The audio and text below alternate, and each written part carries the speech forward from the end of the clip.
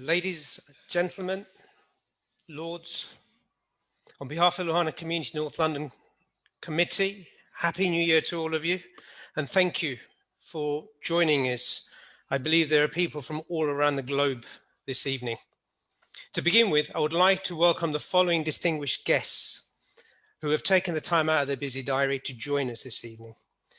Her Excellency Giami Kartiani, High Commissioner of Rwanda, His Excellency Julius Peter Motto, High Commissioner of Uganda, Her Excellency Ambassador Marie Nejaka, Ambassador of DRC, Lord Karambili Mora, a friend and a supporter of Luhana community, Getanbai Kotecha, Bharat Bhai Shah, CBE, Dr. Nick Bhai Kotecha, OBE, and Mahindra Bhai Mehta. And of course, our panelists for this evening, Mayur Madhvani, who thank you again for joining us.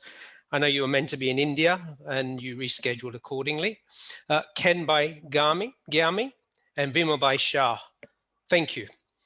Before we start, I'd like to invite our president of the Luhana Community North London to say a few words. Yatim Bhai Dauda is our president. Welcome.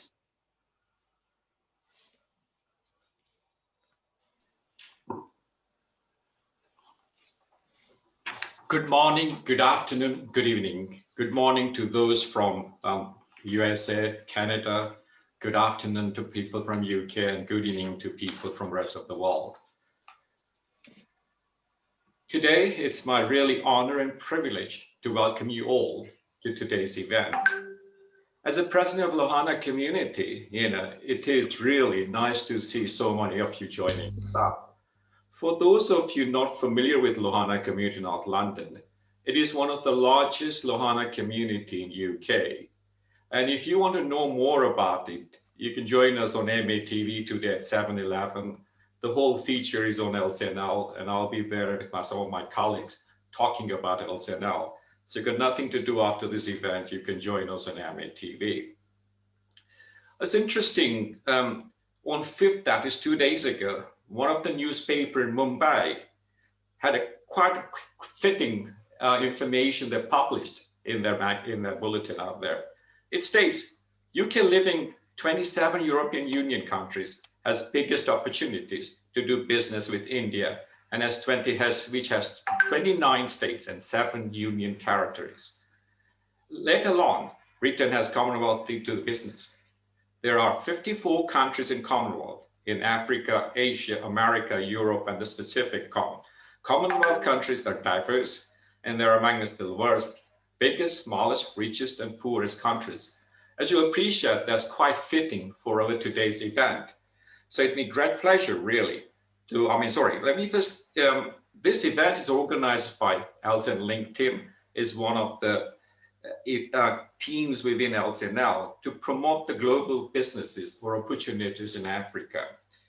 Now here, after the post-Brexit, there's a unique opportunity to engage with global markets using our natural entrepreneurial fair.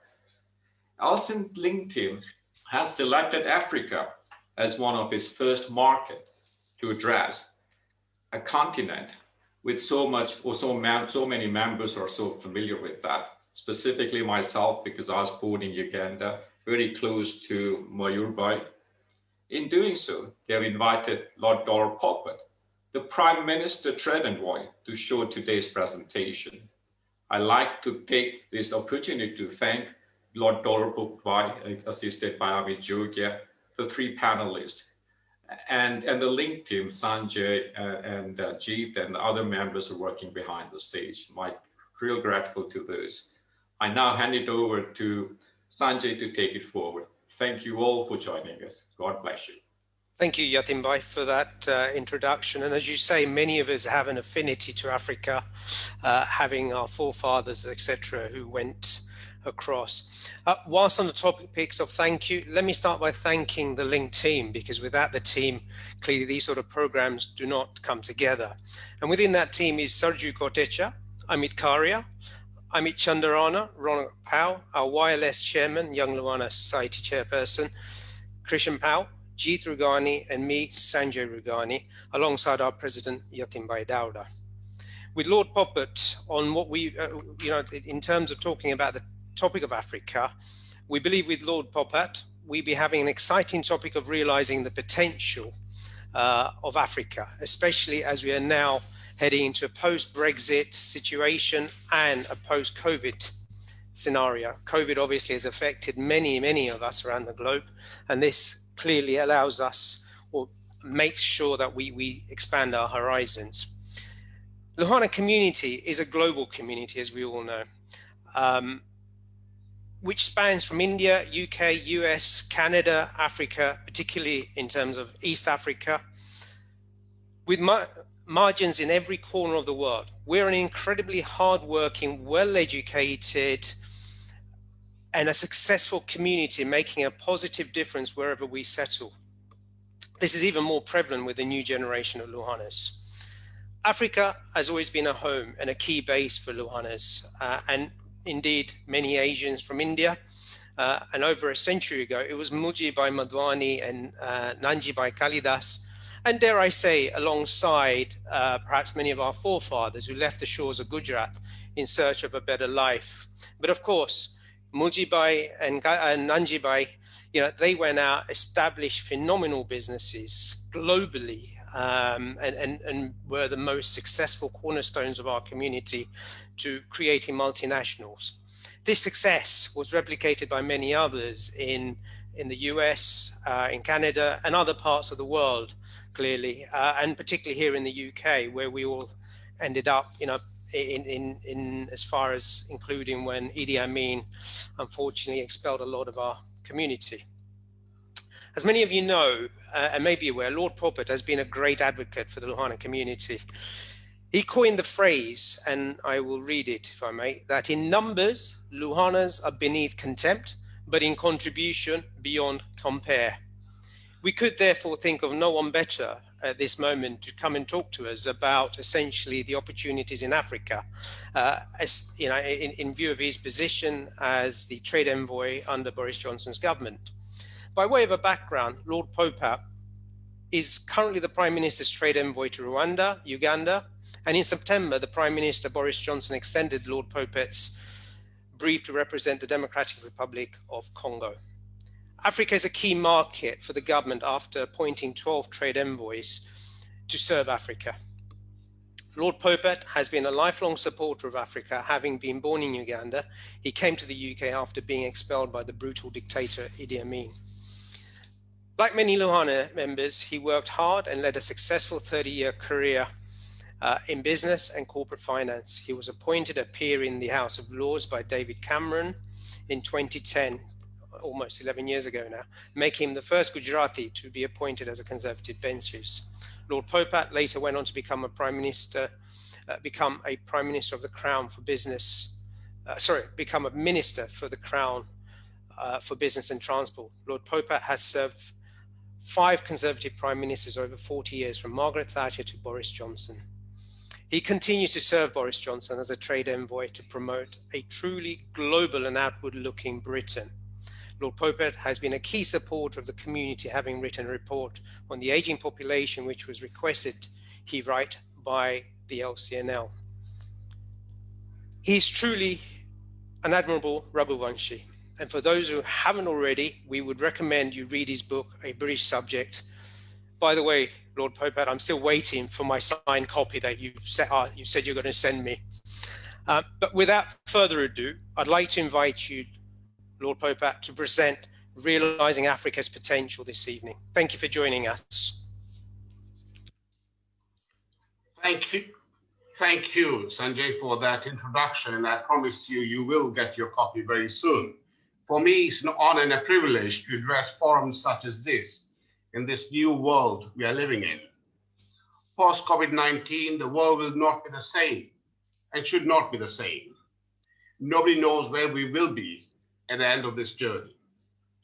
We've seen there are decades where nothing happens, and we've seen weeks where decades happen. And 2 good examples of that is, of course, COVID-19 and what we've seen in the last 48 hours in the United States. The good news, we are finally out of the European Union, out of the directives from that imperial Brussels. we're now in a new sovereign United Kingdom with enormous opportunities of free trade, which we must realize. The new United Kingdom must now behave like a business, and the time has come to unlock Britain's red tape rule book to reset UK economy. In jump-starting Britain's economy, which involves setting goals post-pandemic, we have to look at what we have left and create a new path. The challenge is therefore to find a new strategy to boost economic growth, which costs the UK taxpayer nothing to implement. Our goal is to be #1 in G8. Yes, global Britain is a fine idea, but it should not just be a slogan. It requires innovation, science and technology, but also re-engagement with emerging markets such as Africa. Africa is on a move. It is poised to play a bigger role in this world, which is moving out of the shadows of the past and being replaced by the light it offers in the interconnected world. It is in this context that I wish to present the potential that Africa offers. So welcome to webinar for realizing Africa's potential.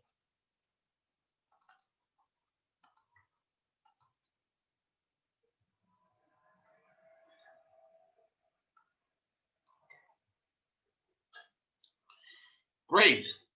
What we have done, we have divided our presentation today into 7 different sections. What does Africa mean to you?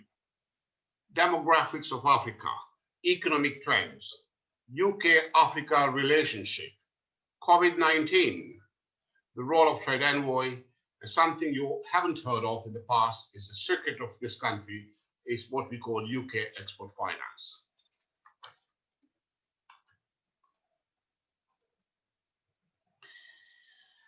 Right, let me start with the map of Africa. You can see that map. The United Nations has divided Africa into 5 regions: North Africa, West, Central, East, and Southern Africa. And when we talk about Africa, it means different things to different people. Perception is different, reality is different. The key is what lens you wear. If you wear red, you see red. If you wear green, you see green. UK see Africa with a band-aid lens.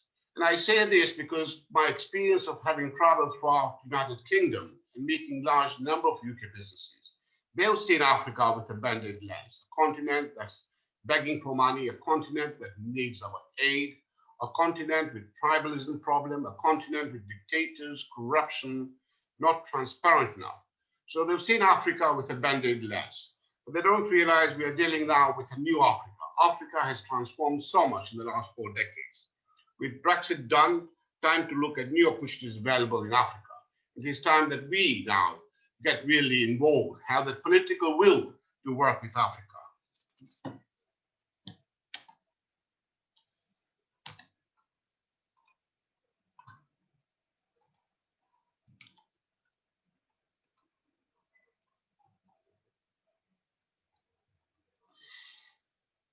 I'm sorry these slides are taking time to come, but please forgive me for that. We will rectify that. So what does Africa mean to you? If you look at the Economist front page, it says it's a hopeless continent, the year 2000. In 2011, Africa rising. Within 2 years, 2013, aspiring Africa. Wow. And if you ask me now, what would I put on the front page of the Economist? I would say Africa is the next frontier for trade and investment.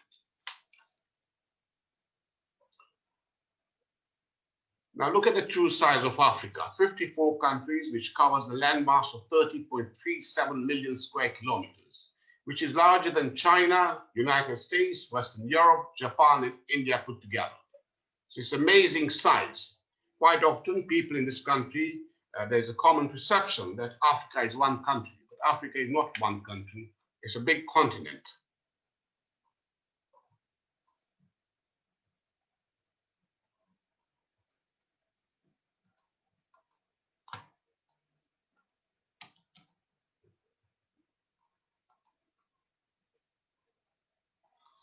Right, Our next slide, which is just coming, Africa's rapidly growing population, which is very relevant for business and investment. Current population of 1.3 billion people, going up to 1.8 billion within the next 10 years.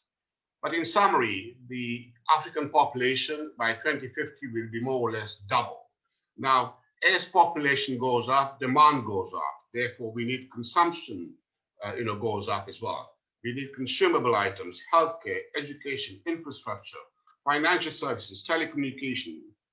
Just today, our panelist, Vimal, Shah, have invited Malaysian palm oil companies to enter the African market by utilizing used land mass of 600 million hectares for palm oil cultivation in the continent. Vimal will outline how, in the long term, Africa has a potential to feed the whole world. Vimal, thank you for welcoming this good company to Africa, because Africa needs companies of that nature to support and help Africa. Africa's economic potential. Africa today accounts for 17% of the world population, but only 3% of global GDP. Wow, that is shocking. One of the continent's greatest assets is that its population is young. On the coast, you have 840 million young people by 2050. There are currently 44 cities in Africa with population of 1 million. And this 44 will go up to 54 by end of this year. By 2050, more than a quarter of the world population will be Africa. And you can see why this population the increase in population is so relevant for the future prosperity for Africa.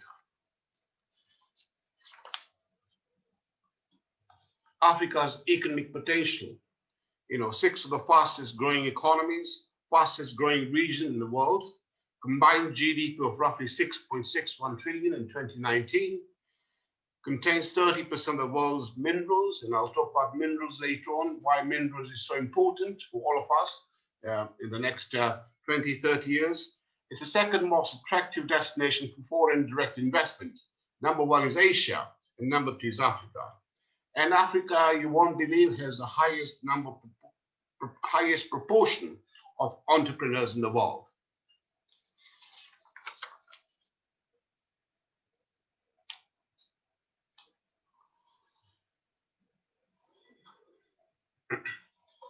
Our next slide, it says real GDP growth, population growth, urbanization, and expanding middle class. All this will make a big difference to Africa. The introduction of trading blocks to increase inter-regional trade and competitiveness. This will lift relatively low levels of trade in the African continent. But let me talk more about the democratic reforms and growing accountability of political leaders. And I'm sure there'll be many questions on this subject. You must remember that Africa is a young democracy, 60, 70 years young. In case of Rwanda, less than 30 years. We are 800 years old, and you saw the constitutional crisis we went through at the tail end of last year, literally a week ago, effectively. So you got to give them a chance. It's a young democracy. It takes time to mature, but it's brought many changes. There have been a lot of political reforms in African countries in recent years.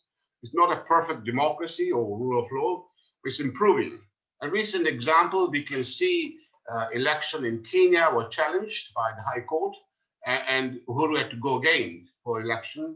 Rica in Malawi, for example, again, the High Court took a view that we need another election, and Rica was replaced by a new president who is obviously looking to see that Malawi brings a lot of inward investment. And we have many Malawians here in UK who are already looking to Malawi for investment in the country of their birth. So as we've seen in the last 24 hours, democratic reform, we've seen what's happened in America, a beacon of democracy and freedom. And yet, can we talk about democracy in America now? Well, there's something for you to answer. So if I move to the next slide now. Digitization and technology, proportion of mobile banking users among bank customers. You can see Kenya has got the highest number, 93%, followed by Nigeria. We in UK is 63%. So digitization began in Kenya. It's reached in Kenya is therefore the highest in the world. Reach is expanding. You can write a check. You can't actually write a check over $10,000. You have to use a mobile banking system to write that check of this size. And Kenya started airtime, which became the currency. So you can see how Africa is progressing in terms of digitization and technology. Our next slide is inter-regional trade in Africa. This is one of the problems. This is one of the shortcomings of Africa. You know, inter-regional trade amongst African countries is 17%. So 17% export within African countries, 54 countries, which is far lower than 59% Asia and 69% in Europe. We have, of course, East African community, but it is not functioning as well as it should. And I'm sure later on the panelists will talk about the East African community. So inter-regional trade expected to increase with continental free trade agreement. This is a game changer now. From 1st of January this week or this year, the continental free trade agreement was signed by African heads of state. It has now become effective, so that inter-regional trade amongst those African countries will definitely go up over a period of time. Now, what impact will the African continental free trade will have in this continent of Africa? Well, it's the largest free trade area in the world to start with. The agreement will reduce tariff and have that free movement of people. The regulatory measures will be, simplified. The customs procedure will be simplified. Now, 1.3 billion customers in the area with a combined GDP of roughly 3.4 trillion. So you can imagine the impact of this free trade agreement. And according to World Bank, this could lift 30 million people out of extreme poverty and raise the income of 68 million others who live on less than $5.50 per day. If implemented fully, which might take a little time, you can see increase in Africa's income by as much as 450 billion or 7%, while increase in GDP growth by as much as 3.5%. So I'll leave Africa for the time being and I'll move on to United Kingdom. Well, that is the chart showing our UK's balance of payment. We have recorded trade deficit for the last many years, 4 decades. Since 1998, we have recorded trade deficit in our invisible trade. What this means that we haven't got enough export to pay for imports, and that we must be export-led economy from now onwards. That's one. Secondly, the second thing that's happened, unfortunately, in the last 10 years, our balance of trade within the invisible trade has, in fact, negative now. This is now financial services, insurance, and other dividend income and profits coming from our corporates from abroad. So what we need to do is invest. We need our UK companies to invest abroad, and we can get dividends coming into this country or profits coming into this country from investment. A lot of our other countries from overseas have invested in the UK, therefore our outflow has gone up. And since 2000, the cumulative value of UK's balance of payment deficit has been close to 1 trillion. So it is vital for us to improve our trade and investment position post-Brexit. Africa is one of the crucial markets to do this.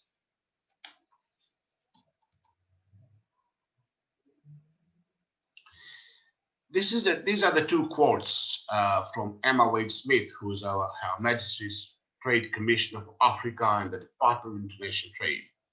And she says Africa is a key continent for which to demonstrate Britain is truly a global player. And although opportunities are plentiful, similar in scale to those of China and India. So most of our allies or competitors have done pretty well in Africa, yet we are lagging behind. Not long ago, our market share with Africa was 30%. It's now between 3 and 4%.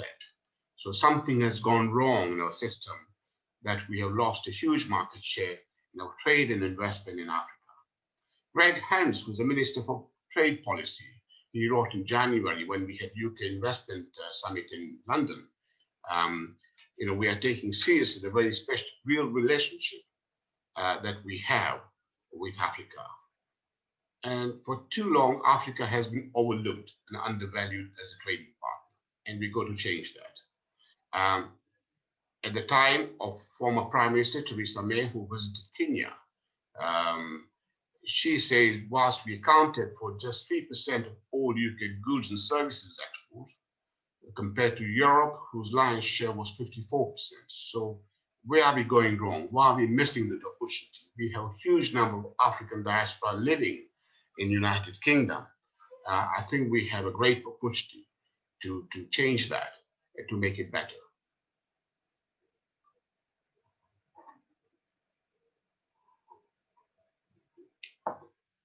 Well, if you look at our trading relationship with Africa, we do around 27 billion pound worth of business with Africa. We do about 19 billion, for example, with India. So in a way, 1.3 billion customers in India and 1.3 billion customers in Africa, we are doing a little better than how we're doing with India.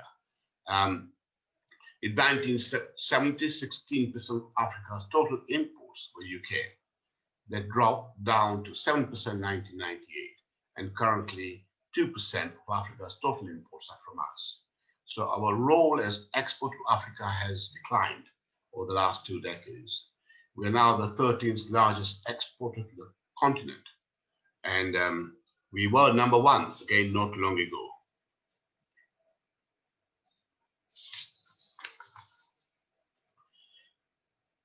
Well, you can see from the chart here, we have lagged behind other countries in total foreign direct investment. We used to be number 1, now we are number 5. Chinese are number 1, US are number 2, France, even United Arab Emirates, and then it's us, the 5th one. And you can see the Chinese investment with 259 projects, 137,000 jobs created, total capital invested in 72 million. So, and Chinese are mainly, the investment is in infrastructure projects. So maybe that's the reason they employ a lot more people compared to, say, UK's investment of 17 billion, but employing only about 40,000 people. Despite the projects are a lot more, 286 compared to Chinese 259. Well, why has China succeeded?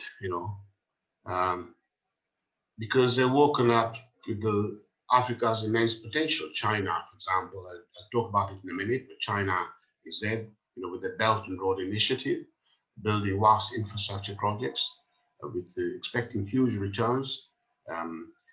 Their trade with Africa at the turn of the century was literally 0. Now it is around 185 billion. So it's really gone into Africa in a very large scale. France, President Macron has placed large emphasis on Africa. He visited many African countries not long ago, and he also announced a deal approximately worth 3 billion euros with Kenya last year. Prime Minister Modi has ramped up diplomatic relations with African countries.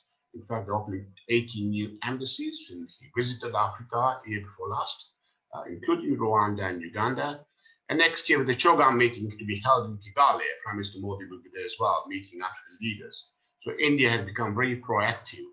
And of course, there's a large Indian diaspora living in Africa, and that makes a big difference.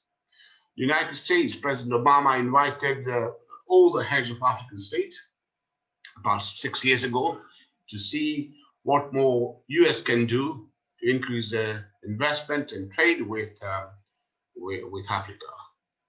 And the other examples like Indonesia and Turkey, they're all more than double or triple the trade with Africa. In our case, we were late in many ways, but better late than never. We had the African Investment Summit last year in January, headed by Prime Minister Boris Johnson, and we had 18 heads of African state here. So that was good progress. But let me go back to China. China, people say China is colonizing Africa economically. China has a good model in many ways. They come to Africa, extract raw materials, and taking it back to China for finished products. And China is Africa's biggest trading partner with over 200 billion in trade per year. Chinese model is to invest in infrastructure with capital. They come in, design the project, build the project, finance the project. Therefore, African countries don't need to go to International Monetary Fund, to IMF. Because China is a World Bank, China is the IMF. So that way you can see why they prefer Chinese investment in many ways. The other thing is, they are there, we are not there. Now we are there. So, it will make a difference as time goes by. Chinese companies are also now buying African companies. Therefore, Africa needs, many ways planters and harvesters. And our model of the past, the model we had UK investment in Africa with Lonro, British Airways, Barclays Bank, more of them, all this model was sort of, large corporates investing, and they all wanted an exit strategy, 5 years and 7 years, and good returns to capital. So they had a short, medium-term outlook and not a long-term outlook, as Chinese are looking long-term. Again, we got to change our mindset and see how we can help our SMEs, for example, who normally do have a long-term view to invest in Africa. Let me talk about Commonwealth. In fact, I always, Commonwealth is my special interest in Parliament, and I say America is our ally, Europe our neighbors, but Commonwealth is our family. And I'm a child of Commonwealth. Many of you listening to the webinar are a child of Commonwealth. The 18 Commonwealth countries in Africa with whom we share a very rich history. We have so much commonality, Commonwealth is made of 54 countries. The commonality we have is shared English language, rule of law, judiciary. Commonwealth has got a third of the world population, 60% of the population is under 30. The combined GDP of Commonwealth is roughly about 13 trillion. And we have very good soft power within Commonwealth. 75% of African countries use English as a business language. 18 of those are Commonwealth. We have amazing soft power, but I always say to our parliamentarians, what good is soft power? Being a businessman, I say, what good is the soft power if there's no hard cash coming in?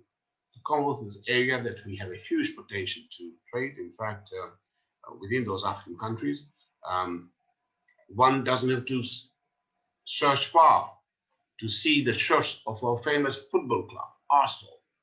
That was a £30 million deal, which I put together. 30 million export for selling that brand at Arsenal. I'm not a fan of Arsenal. In fact, I'm a long-suffering supporter of Tottenham.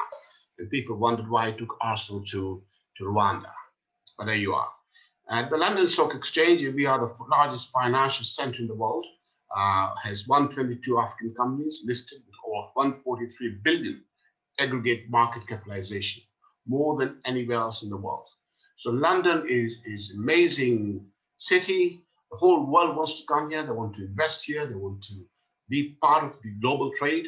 So why can't we just not utilize the brands we have? That London brand makes a huge difference to many of the countries. In fact, I know many foreign companies. One of the Turkish companies just came recently to set up a company in UK. So they can trade with Africa by using our export finance.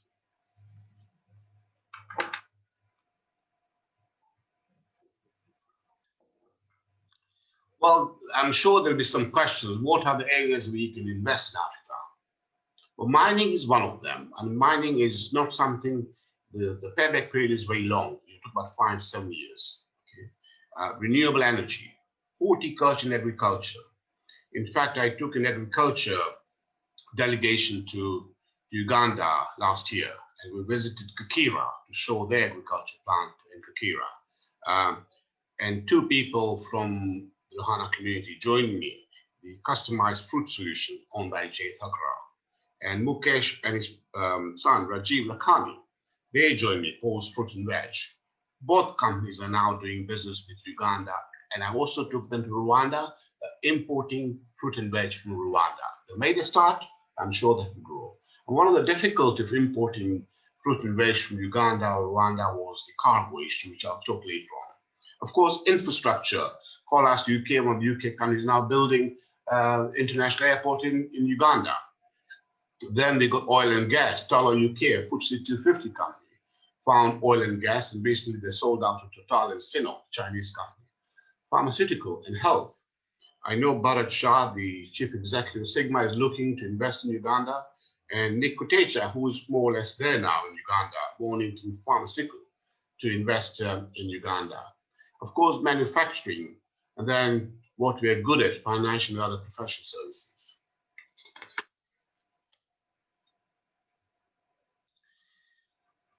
Well, Brexit is a push for us to pivot towards Africa. You can see our trade balance with EU was 61 billion negative. That means we were buying more from EU than we were selling to EU. With Africa, we are selling more than we are buying, to the tune of 3 billion. And our trade balance with non-EU countries, you can see it's also positive, 37 billion in our favor.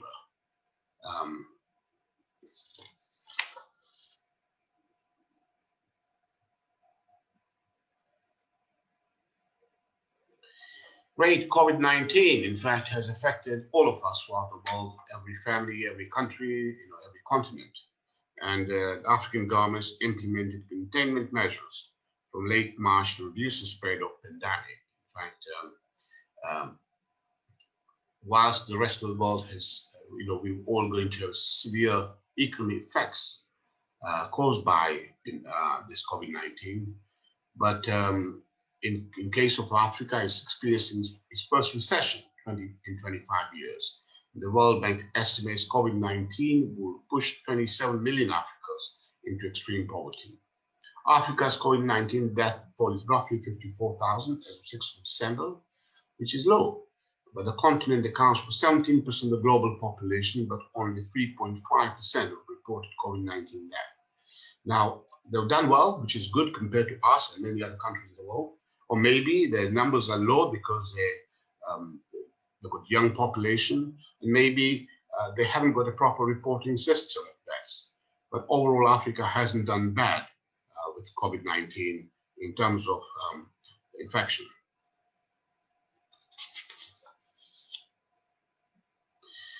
Now let's go to what UK government is doing now to engage with Africa in terms of trade and investment.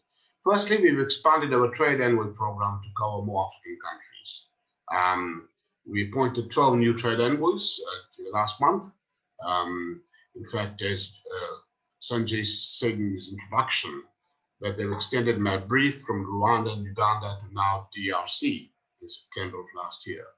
And we also got UK Export Finance Funding, which is it's an amazing organization. It's like a clearing bank.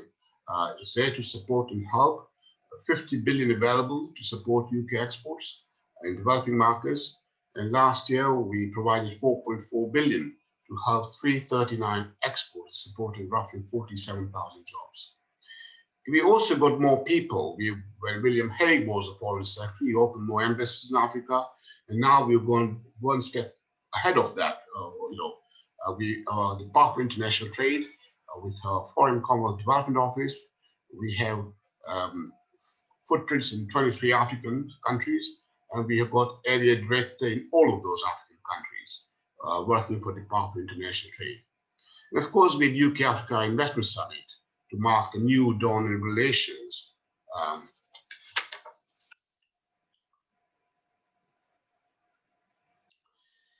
Rwanda, wow. I'm going to talk briefly about the brief I have as trade envoy. Firstly is Rwanda. I love the country. It's a small country, 11 million people, zero corruption. President Kagame, a very able leader, he's transformed that country. 27 years ago, that country went through horrific genocide.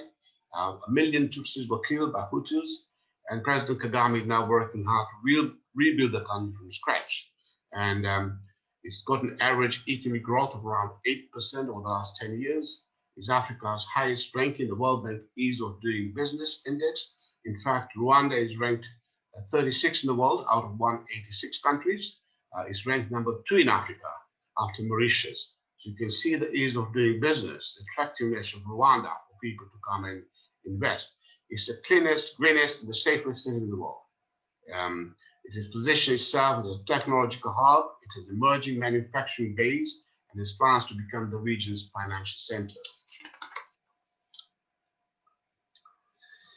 Since my appointment as trade envoy to Uganda and Rwanda, let me start with the airline. In fact, when I was in Kigali, I met President Museveni and President Kagame at the same time, some 3 years ago. And they were complaining about British Airways having stopped flying directly from Entebbe, London, Entebbe after 60 years because Heathrow sold that slot to somebody else and stopped the direct flight. And airlines is one way of building bridges. So I said, please don't complain. You have a good opportunity to start your own airlines. So Rwanda Air bought 2 Airbuses from us. And those Airbuses have got 25% content of British export, our Rolls-Royce engines. And now we fly London, Kigali, London. Last year, I had a very extensive meeting. In fact, I hosted all the energy company in Parliament with the Minister of Mining. We sat down together, looked at the regulatory system of mining in Rwanda. We transferred that from French to English. And now there are 3 different UK energy companies in Rwanda. Of course, Arsenal Football Club, which I've spoken about already, and the tea processing company. We have, in terms of manufacturing, we have one of the Leicester boys now, who's manufacturing mobile phones in Rwanda. That's the only country in Africa who is manufacturing of mobile phones.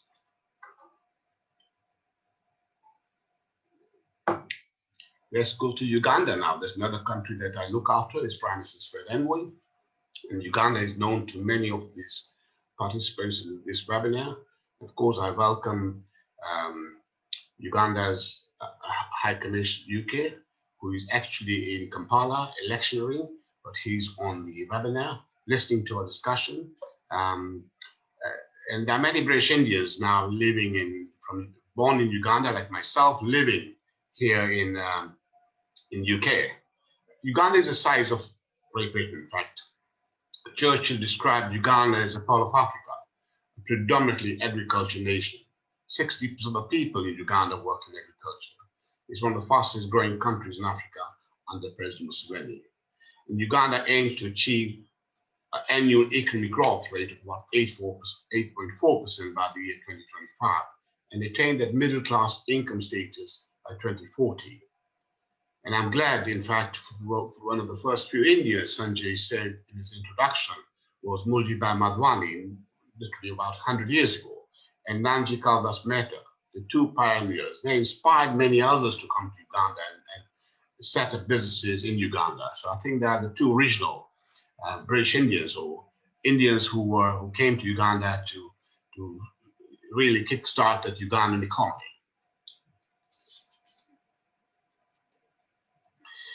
Well, I talked about direct flights to London, Kigali, London. Now, in Uganda, we in fact recently sold 2 Airbuses.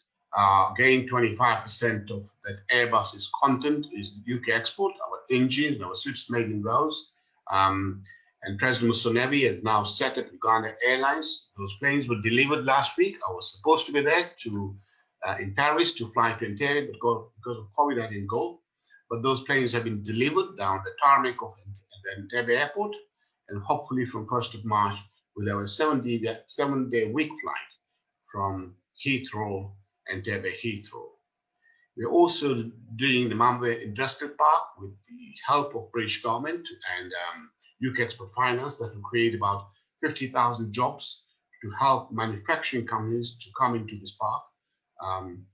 Kampala International Airport, we are building a new international airport, a British company, Colas UK. This is 40% complete now.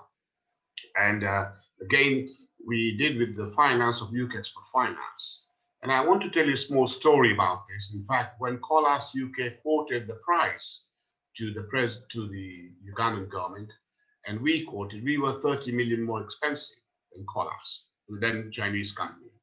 So Colas was charging 30 million more. So I sat down with the president. I said, I'm an accountant and a businessman by profession. Let's work backwards. Let's do the add-backs of how we will develop and bring in local labor.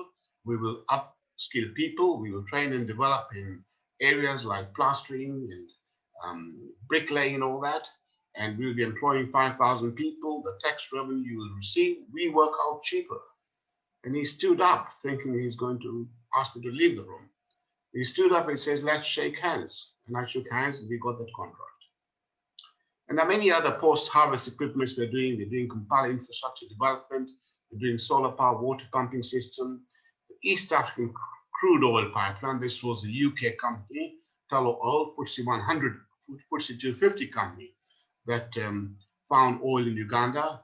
As I said earlier, it was sold to the Chinese and French Total. And we're looking to do pipeline and refinery, a pipeline from Hoima to Tanga, from Uganda all the way to Tanzania, and a refinery, which is a total investment of about 11 billion pounds. Of that, roughly 2 billion pounds is going to be business for UK companies. and of course the pharmaceutical park, industrial park that we are looking now to develop in Uganda. DRC, Congo, very large country. I'm glad the ambassador of Congo, Marie Jeka, is with us on this webinar, listening to us. And maybe if LCNL can give her a chance to speak for 2 minutes later on, I'll really appreciate it. She's a very commercial-minded lady, and it was her request to our Prime Minister that I become the trade envoy for DRC. And I'm, of course, delighted, happy to serve my country and that Democratic Republic of Congo as well. Congo is probably the second richest country in the world. It's got minerals to the tune of 24 trillion. Now, when I say 24 trillion, these were the figures as of last week. As of this morning, that is roughly 26 trillion. Because last 1 week, the gold and cobalt and copper price has gone up by as much as 20%. So 1,100 minerals worth 24 trillion. They've got this cobalt, lithium, and we need that raw material, for example, for electric cars. We announced that we won't have diesel and petrol cars. We'll ban them by 2030, and we will need 59,000 tons a year of lithium source by the middle of next decade. Currently, we buy from China, who gets it from DRC. They do that added value, they refine it and sell it to us. But we are now going to work on a regulatory system between UK companies and DRC to make sure what to agree on, for example, on capital allowances, on capital gains tax, on corporation tax, on royalties we pay to the Congolese government. So once we've got that in place, we'll be inviting UK companies to invest in Congo. Of course, we have a new president there, an articulate president, Felix Tshisekedi, and he is very welcoming UK investment to DRC. In fact, for the first time, a Congo president visited UK last year. So that shows that he's very keen to engage with the United Kingdom, do business with the United Kingdom. And you know, we have a great advantage as a country. They like us, they love us, they look up on us. We've got amazing soft power. And they all want to do. We're very transparent, we're more honest, we give quality, we give value for money. These are great assets. And less cash on it. Let's make it happen for the benefit of our country, but for the benefit of the continent of Africa. I'll talk very briefly about UK Export Finance. What do they do? You know, we work to win contracts by providing attractive financing terms. We fulfill orders, and we, as I said earlier, we've got £50 billion worth of facilities available to help UK companies to export more. It operates at no cost to taxpayer over the long term. In fact, we make a profit. We operate like any clearing bank or any bank. We charge a small premium for risk we take. We complement rather than compete with other private sectors, and we can support exports of services, IP, as well as capital goods. But the only rule that applies for you to qualify for UK Export Finance, 20% of the content must be of UK. For us to do that. And we of course allow support activities conducive to export, not just exports only, but the supply chain, you know, building of ports and airports and others. There's direct lending facilities, so we can lend directly to the companies in the UK. We have buy and supply credit finance facilities, so we give facility to the buyer as well as to the supplier of capital goods and services. There's bond insurance policy to make sure that if there are any unfair political events happen in that country, we can work to make sure that you're paid. There's export insurance policy and insurance policy extended direct to UK exporters to protect them against non-payments. And one of the things the UK companies complain about, that they are very comfortable trading with EU because they knew they'll be paid. They're not sure whether they'll be paid enough by African companies. So here it is, we have the export insurance policy. And of course, we've got export development guarantee. So we can guarantee your bank up to 80% of your export content. So your bank can lend you the money to carry out the transaction.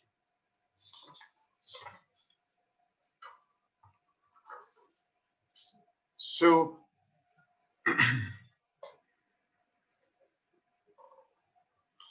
so my conclusion now, concluding thought, and before I conclude, of course, I welcome on our webinar the two very prominent business people. We mentioned about Madhvani and Mehta, but there were two others followed by them in that ranking, I would say. One was Damodar Jina Kotecha, very well-known people, and they are on our Prabhudas Paisno webinar as well. And of course, the RG Madanji Vadera, the Vadera group, were there until very recently. They sold out. So, and there are many others, so it's difficult to mention all the names. But Vinubai is there listening to our webinar as well, so I welcome them on behalf of LCNL. So what can I say in my conclusion? I would say this: the future is innovation in science and technology, and innovation is the parent of prosperity, but it is a child of freedom. We are #1 in foreign direct investment in Europe. More people come to UK than other parts of the European Union. We are very resilient people. Britain is a very resilient country. British is very resilient people. We have gone through those crises many times before now and come out of it. And what do I say about British Indian community generally? Again, very resilient people. They can make things happen. Our fathers and forefathers went from continent to continent, not just to survive, but to thrive. And I will end up with a quote from Her Majesty the Queen now. Those who come after us will say the Britain of this generation were as strong as any. Thank you.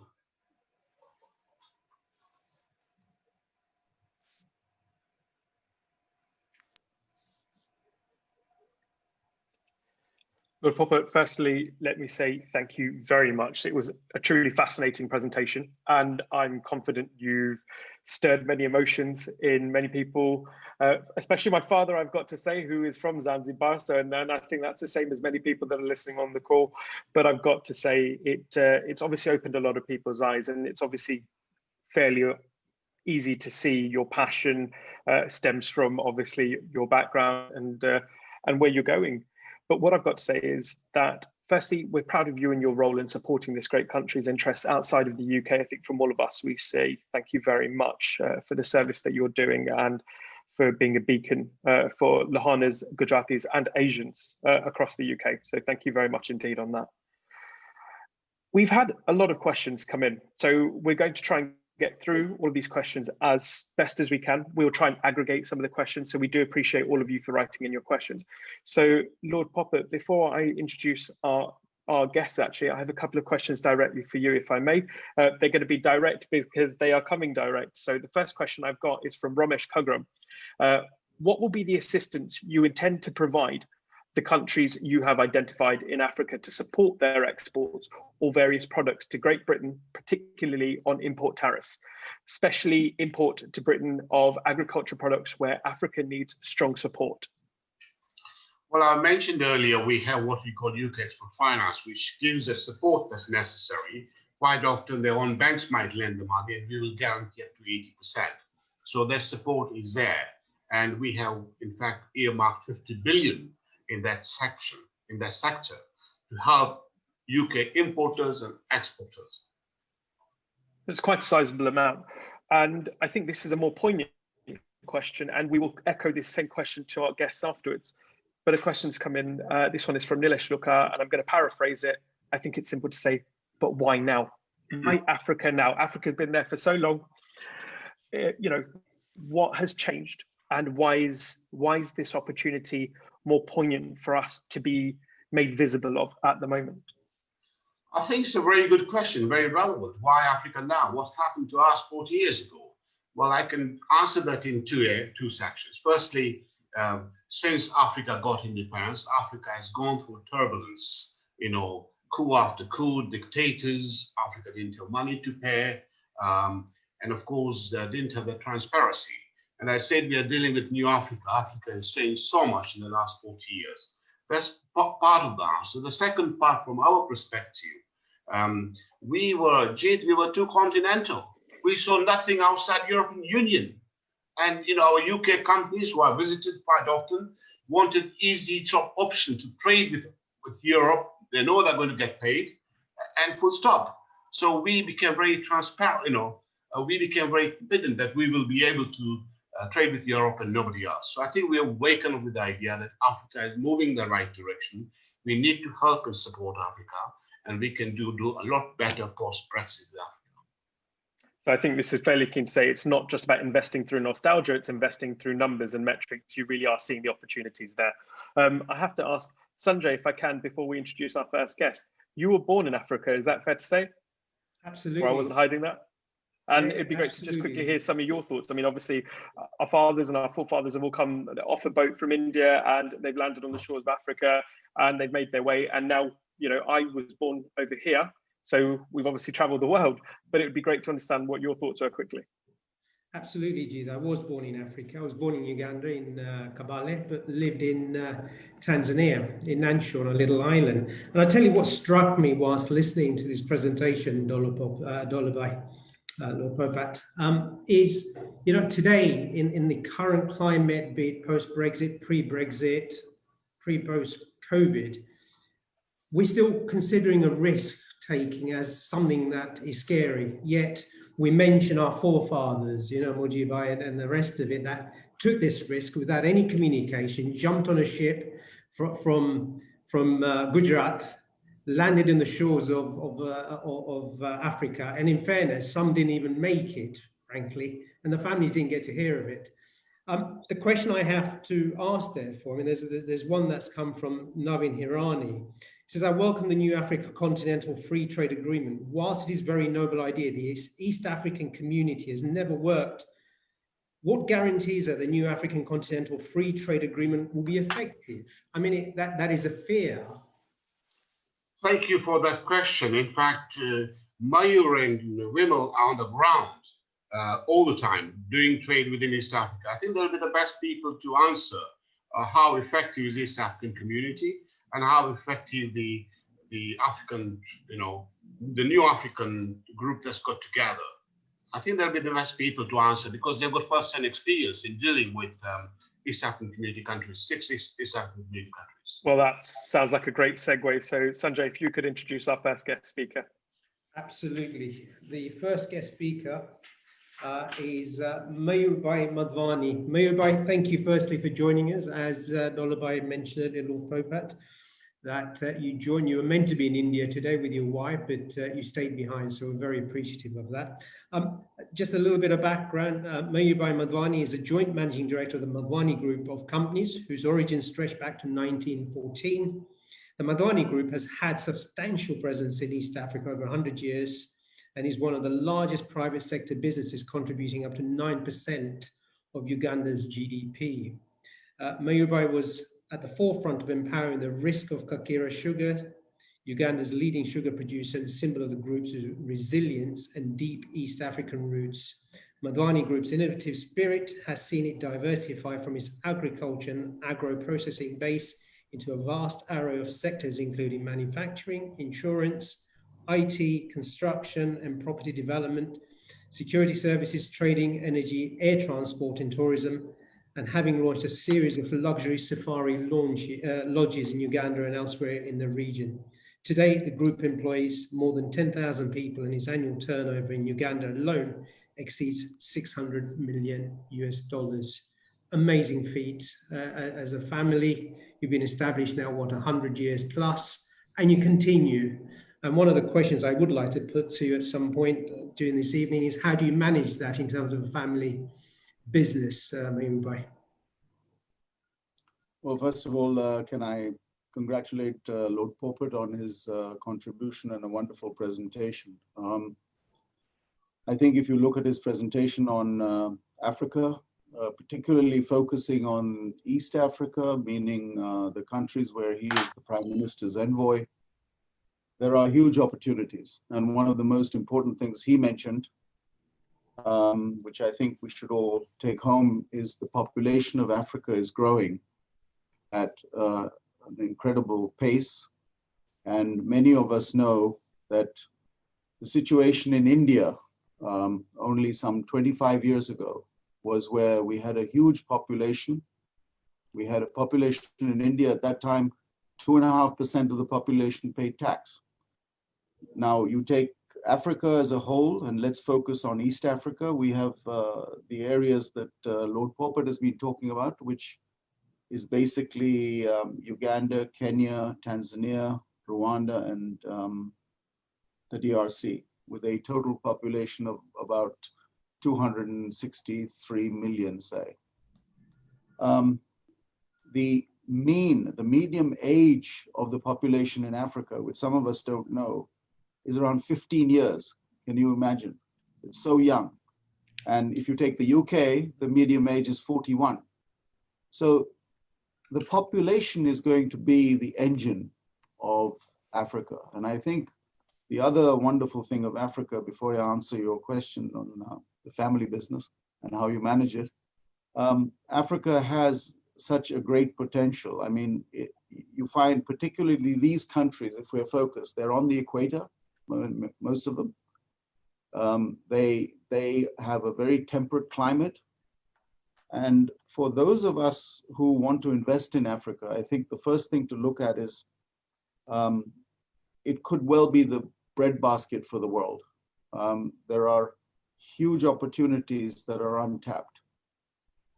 Why is everyone shy of Africa? I think one of the problems is you have this entire misconception that Africa is not safe. And I think if you look at Uganda, we suffer from what I call the Idi Amin syndrome. Yet Uganda is completely different. For those of you who visited, you know how safe it is. I urge you to visit these areas as businessmen from the UK and come on a holiday. Just have a look at Rwanda, look at Uganda, look at the DRC, and I would even say look at Kenya and Tanzania, which are very important countries. That's an invitation I can't refuse, Mayur, to live and stay at one of your lodges. I am sure of it. Thank you. We need the business. We're suffering from lack of international tourists, but I can tell you these countries are quite safe. You know, the opportunities, for instance, in Uganda, you have a one-stop place. It's called the Uganda Investment Authority. In Rwanda, you have the RDB, which is a one-stop point, and everything functions very efficiently. We have interests in these countries, and we're looking at expanding them. On your question of the management of an organization with a large family thing, I think it's a subject of its own. It's not something I can discuss today, but oh no, absolutely, absolutely. But it's interesting that you've kept it going, you know, in terms of different generations over a 100-year period, and I think that's commendable, to say the least. But thank you on that. If I may introduce the additional panelists this evening. Our next panelist, Ken Giami, who is an African entrepreneur and media owner based in London, a leading voice for African economic trade potential. Ken is the founder and CEO of African Leadership UK Limited, an emerging leader in promoting Africa excellence, achievement, and business opportunities globally, and a publisher of the influential African Leadership magazine and Africa Energy and Infrastructure magazine. He's also the chairman of ALG Strategy Group, a multi-sector African-focused investment and consultancy firm headquartered in Abuja, but with operations across Africa and interest in publishing and marketing communications, energy, real estate, hospitality, investment advisory, and development of consulting. Ken has been featured in the Washington Post, Atlanta Business Chronicles, and other international publications for bridging trade gaps between Africa and the rest of the world. Ken, welcome. I'd like to hear a little bit more about how you feel you can bridge the trade between not only the UK, I guess, but for many across the globe. Thank you again, Sanjay, for having me, and good morning, afternoon, evening, depending on which part of the world you're joining from. And I think that was a fantastic presentation by Lord Popat. And also the organizers, I want to thank you for very, very, very timely topic, realizing Africa's potential. Timely, it's relevant, and it's the way to go. I'm always excited when we talk about Africa. No doubt, Africa is the last growth frontier, the last growth story of the 21st century. Like Lord Popat mentioned, we've got a very growing youthful population and mostly young digital natives, eager, ready to roll in to go. We've got a very huge middle class that's growing every day. We've got huge untapped resources like Lord Popat mentioned. And the opportunities are just immense. Why Africa? Because Africa is resilient, Africa is ready. And like someone said, if you're in business and you're not in Africa, you may not be in business at all.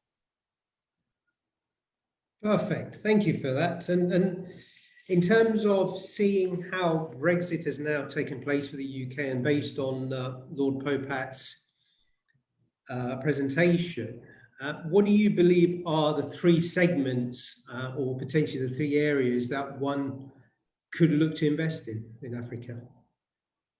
It is difficult to pinpoint just three. Africa is a huge opportunity land. So if you take to services, like Lord Popat mentioned in the financial services, Africa is eager, Africa is ready, Africa is already advanced. And if you bring the best practices of the European market, of the UK here, to Africa with their digital readiness, I think that's an amazing opportunity. For manufacturing, jobs is big in Africa. We've got a huge youthful population looking for jobs, and any business that's predicated on manufacturing is almost sure to succeed. Of course, we've got our challenges in terms of infrastructure, challenges around energy, but I see every of these challenges as opportunities in themselves.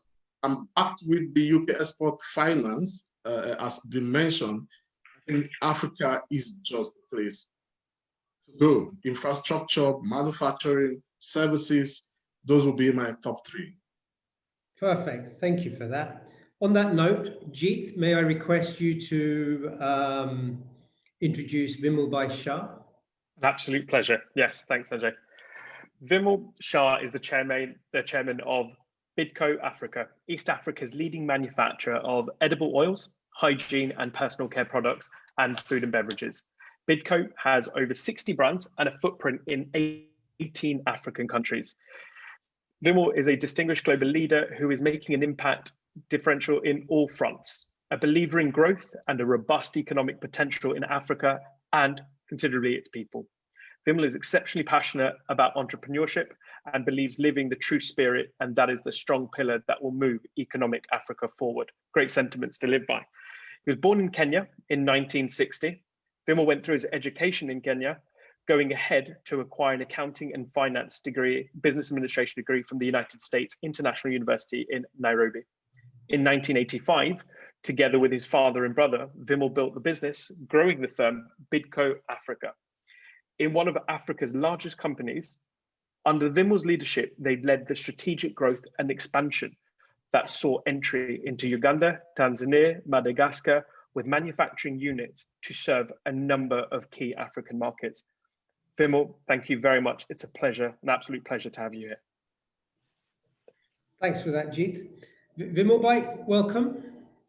Vimal Bhai, can I ask your thoughts? A lot of African countries have gone through sort of chaotic times in their bid to break free from sort of the rot of poverty, ignorance, and sort of corruption. How did you manage to break in there as a latecomer into the continent's business? Thank you, Sanjay, and thank you, Lord Dolar Popat and Jeet, for this invitation. I think very simple. You need to understand that Africa today is not the Africa of yesteryears, of 10, 20, 30, 40 years ago. If a lot of you have left Africa and gone to the UK or Europe or Canada or wherever, that was a different Africa. That was an Africa trying to break out from its own, colonial systems and all that stuff. Today it's reforming. And I think the fastest transforming and reforming countries in the world are in Africa today. We've got new constitutions coming up, we've got new leadership coming up and all.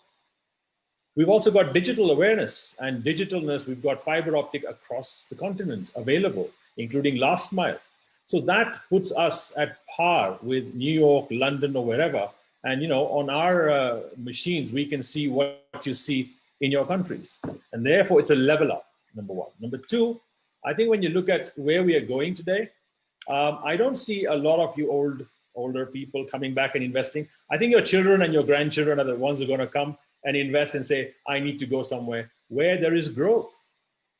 I don't think you need to say it's a cakewalk, it's simple, but it's available. The point is there's a lot happening here. So we were able to break in with clear ethics, a code of ethics that's there. You can get it from my website, download it, and we work with that. And I think this is happening there in Africa. It's still safe. And the code of ethics works because we don't pay bribes. We don't pay a single bribe. And therefore, you can work in Africa. And I think it's not impossible. However, I think a lot of these corruption issues have been coming up in the extractive industries where you're going to mine something that's in the ground and people are not inclusive and they're trying to take it all away and people feel deprived. And I think that's where all this perception of corruption comes in from. So I would put it this way, that I think the perception of corruption, perception of insecurity for Africa has been far greater than the reality. And today's Africa is a new one. And that's why I think Mayur and Lord Dolar Popat says, come and see for yourself, feel the pulse. It's different. Things are changing. The youth, our youth are now educated. Our youth are now educating themselves. They're as digital literate as you would have anybody else. Number one. Number two, the other side is I don't think we need small, medium enterprises coming and saying, let me set up a dukawala shop somewhere in Africa and come and do that, right? That's a thing of the past. I think right now, the opportunities are there for doing many more things in a disruptive manner, in a different way. I think people have got the talents, you've got the ability, you've got the education, and you may have capital, but you may even be able to pool the capital, bring it together. So I think we've done that. We've done that in terms of identifying a need as a company and saying, we're in the consumer business, and consumers, I mean, the figures was there, 1.3 billion today, 1.8 billion in 2030, 2.5 billion people in 2050. Now, if we have our foot in the door there in Africa for the consumer, demand is going to grow. So that's how we came into fast-moving consumer goods, and we've got the ability to make whatever you want to make over here. We used to import all these things from Europe, and Europe had a big say in bringing all these things made in London, made in wherever. Then came in China, then came in Asia, and now it's time for manufacturing in Africa. And I think that's where the opportunity is. I don't think UK can export a lot of products to us, but we can make them in Africa. And frankly, I can tell you our human capital is amazing. We can do things, in a different way because now the education levels are different. 2020 has taught us something, right? COVID has taught us that you can do everything digitally. And we've already been, doing it digitally. So there's a lot of things happening. Our biggest problem in Africa is lack of capital formation. And if you want to form large amounts of pools of capital, it's not that easy in Africa. This is what you can do overseas, wherever you are in the world. Bring that together, come together as collective investments, and then spread your risks. Is Africa a cakewalk? Is it a cakewalk today? I don't think it is, but you can come in with a group. Sorry, I think I'm taking up too much of your time. No, not at all. But I just wanted to, on that note, really, and Jeet and I are going to start some questions in a second, but there's one interesting question on that point, Jeet, if I may, from Subhash Thakra, who says, you've talked about Africa with 53 countries as if it's just one country. It is, of course, not, and all African countries are so diverse in many ways. I agree, we've lost ground, and that was with our focus on Europe. Should we not be focusing on specific African countries where we have a better reach? In your opinion, and I think this question is pretty much to all three of you, if I can just have a brief response to that, where do you believe that reach is? I think we have five RECs, regional economic communities. We've got Eastern Africa, we've got Southern Africa, Central Africa, West Africa, and Northern Africa, right? Now, Northern Africa, which is not in Sub-Saharan Africa, thinks it's part of MENA and part of the Mediterranean world. So they may leave that out. But Eastern and Southern and Central has serious opportunities. So does West Africa. So I think that's the opportunity that I see. I think Mayur can add more to. Mayur? Yeah, from what I see, it's a very good question because it brings us to the original point of talking about a continent and having the cooperation of a larger mass when you don't have the ideal situation in the common market we have, for instance, in East Africa.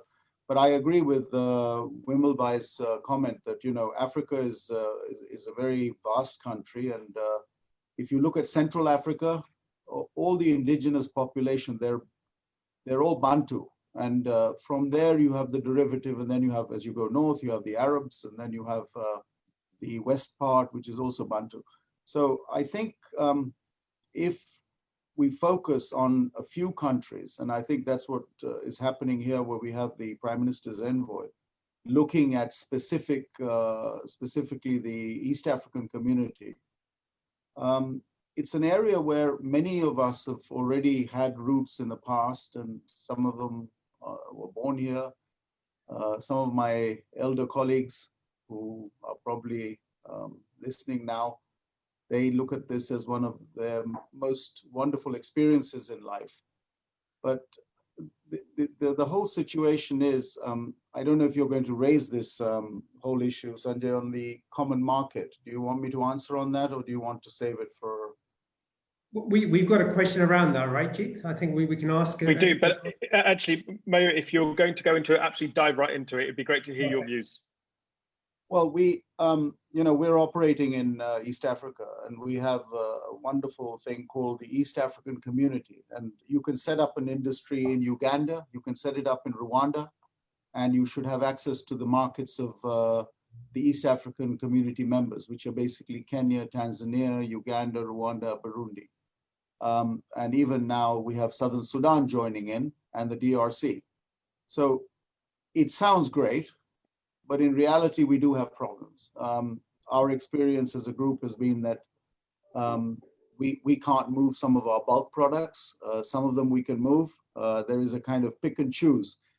And if the countries, if the political will was genuinely there to have free trade, I think what one is looking at these communities is not to have too much integration like you have done in Europe, where Brussels controlled a lot of what was going on in the UK and the other European countries. Whereas if we started with the first step of having this common market that actually works, I think it would be wonderful. It will come. I think the political will is there. It takes time. Anything, what's the expression they say, that good things are worth waiting for. I may not be around, but some of you youngsters, I think, as you know, I mean, sorry, just make a point there. We've just come out of a common market type scenario here with Brexit. You guys are going into it. No, but we're learning. We're learning a lot more from you, because we've learned that a common market doesn't mean that you have to, you know, you first get engaged, you try to understand the situation, and then you use the population, which is so vital in Africa, as a market. There's no point Rwanda producing certain items only for Rwandese. It should go to Uganda, Kenya, and there should be a rationale to this. And businessmen are very good at that. To give you an example, we produce sugar. We have vast quantities of sugar surplus in Uganda. Our neighboring countries don't have a surplus. And yet our price is well below the market price in Kenya, Tanzania, Rwanda. But we're not able to export because of these problems. You can buy sugar today in Uganda, for instance, for $650, and the Kenyan price is $790. I mean, it's no brainer for anyone to say, why can't we get the sugar from Uganda? So the sooner these barriers are lifted, I think there are huge opportunities, and we should really look at entering now. Good to know. Good to know. Thank you for that insight. Ken, what are your thoughts on that point earlier on that I mentioned? No doubt, Africa is 54 countries, 54 cultures. In fact, in some of the countries, they've got several other subcultures. So you need to understand that it's a very diverse continent, and there are common markets. We've got East African community, like was just discussed, but we've also got ECOWAS in the Western Africa, Economic Community of West African States. We've got the SADC region, and I think it's up to the business person. What's your target? If your product is consumer based, I think you should pursue where the market is. Nigeria alone, for instance, got over 200 million consumers eager for more products. If your product is going to be based on absorption, I think you should be thinking Nigeria. If you're in Nigeria, you can get to Ghana, you can get to the West African sub-region. And you can also do the same for the Eastern Africa region and the rest of Africa. So I think it's up to you. What's your service? What are you bringing on board? And you'll be able to determine where to focus. Perfect. Thank you. Ken, that's great. Thank you very much. Ken, I'm actually going to fire my next question directly to you, and I'm going to invite the others if they can give me a minute on it as well. But Ken, I'd really like to hear your views. And this is a question that's come in from Krishna Pujara. She's the president of the UK India Women's Chamber of Commerce and Industry. It's a fairly honest question, and I'm going to read it out verbatim as it came. Africa is a male-dominated country. What opportunities are planned for women entrepreneurs following Brexit? I'm going to attach a next part of that question, which has come in anonymously, and I'm going to paraphrase, is, as a lady, I feel due to media that I may be unsafe as an entrepreneur. Would I be accepted? And is it safe for women to relocate there? Now, these are the questions that they come in. I think it's a fair question, and this is where I'd look to you three to educate us on the realisms of what we're hearing and the truth out there on the ground. So, Ken, if I could start with you on that, please. Yeah, again, the gender issue is a big one in Africa, no doubt. And we've got cultural limitations in aspects, religion comes to play. But I think most of that is changing. Most of those narratives is changing. But I would say for a woman who wants to lead a business, there are instruments to encourage female-led businesses. Virtually all the central banks in Africa have got desks just to support and guarantee female-led businesses. They've got concessions already. I know about Ghana, I know about Nigeria, I know about Liberia that deliberately encourage female-led businesses. But one key thing I'll mention is partnerships and collaborations. So you're in the UK, you're a woman and you want to come to Africa. My best bet would be find organizations, find companies on the ground, and possibly associations like yours that connect African businesses with UK. So you're not just walking in the park, you're being guided. If you go guided and you work with proven partners and you proven collaborations, I can guarantee you would succeed. Mayur, if we could have your views in a minute, if you could paraphrase. Yeah, I think there's a good point there. If you look at the governments of the African continent generally, a lot of women are taking part. They're also in high positions in banks. So I think if someone wants to come to Africa, I think the idea of having a good local partner with you would be a very good first step. They would be able to hold your hand and walk you through the things. And I do agree there are some issues that obviously need to be ironed out. No, thank you very much for the honesty. And if I can, Vimal, if you would mind. I think there is no such problem as men or women, leading, because a lot of African women are today leading a lot of shows. I mean, if you just look at Rwanda alone, I think more than 50% of their cabinet or there are more women there. There's no serious problem with that. I don't think we find that. In Kenya, in Kikuyu land, the men are being beaten up by their wives. So, you can see different things happening there. The women are quite dominant, they're quite enterprising, and they really work well. So there was an issue around that. I think Uganda has still somewhat issues there, but being submissive. But I think overall, it's getting there, and women are coming up. And I don't see a problem at all.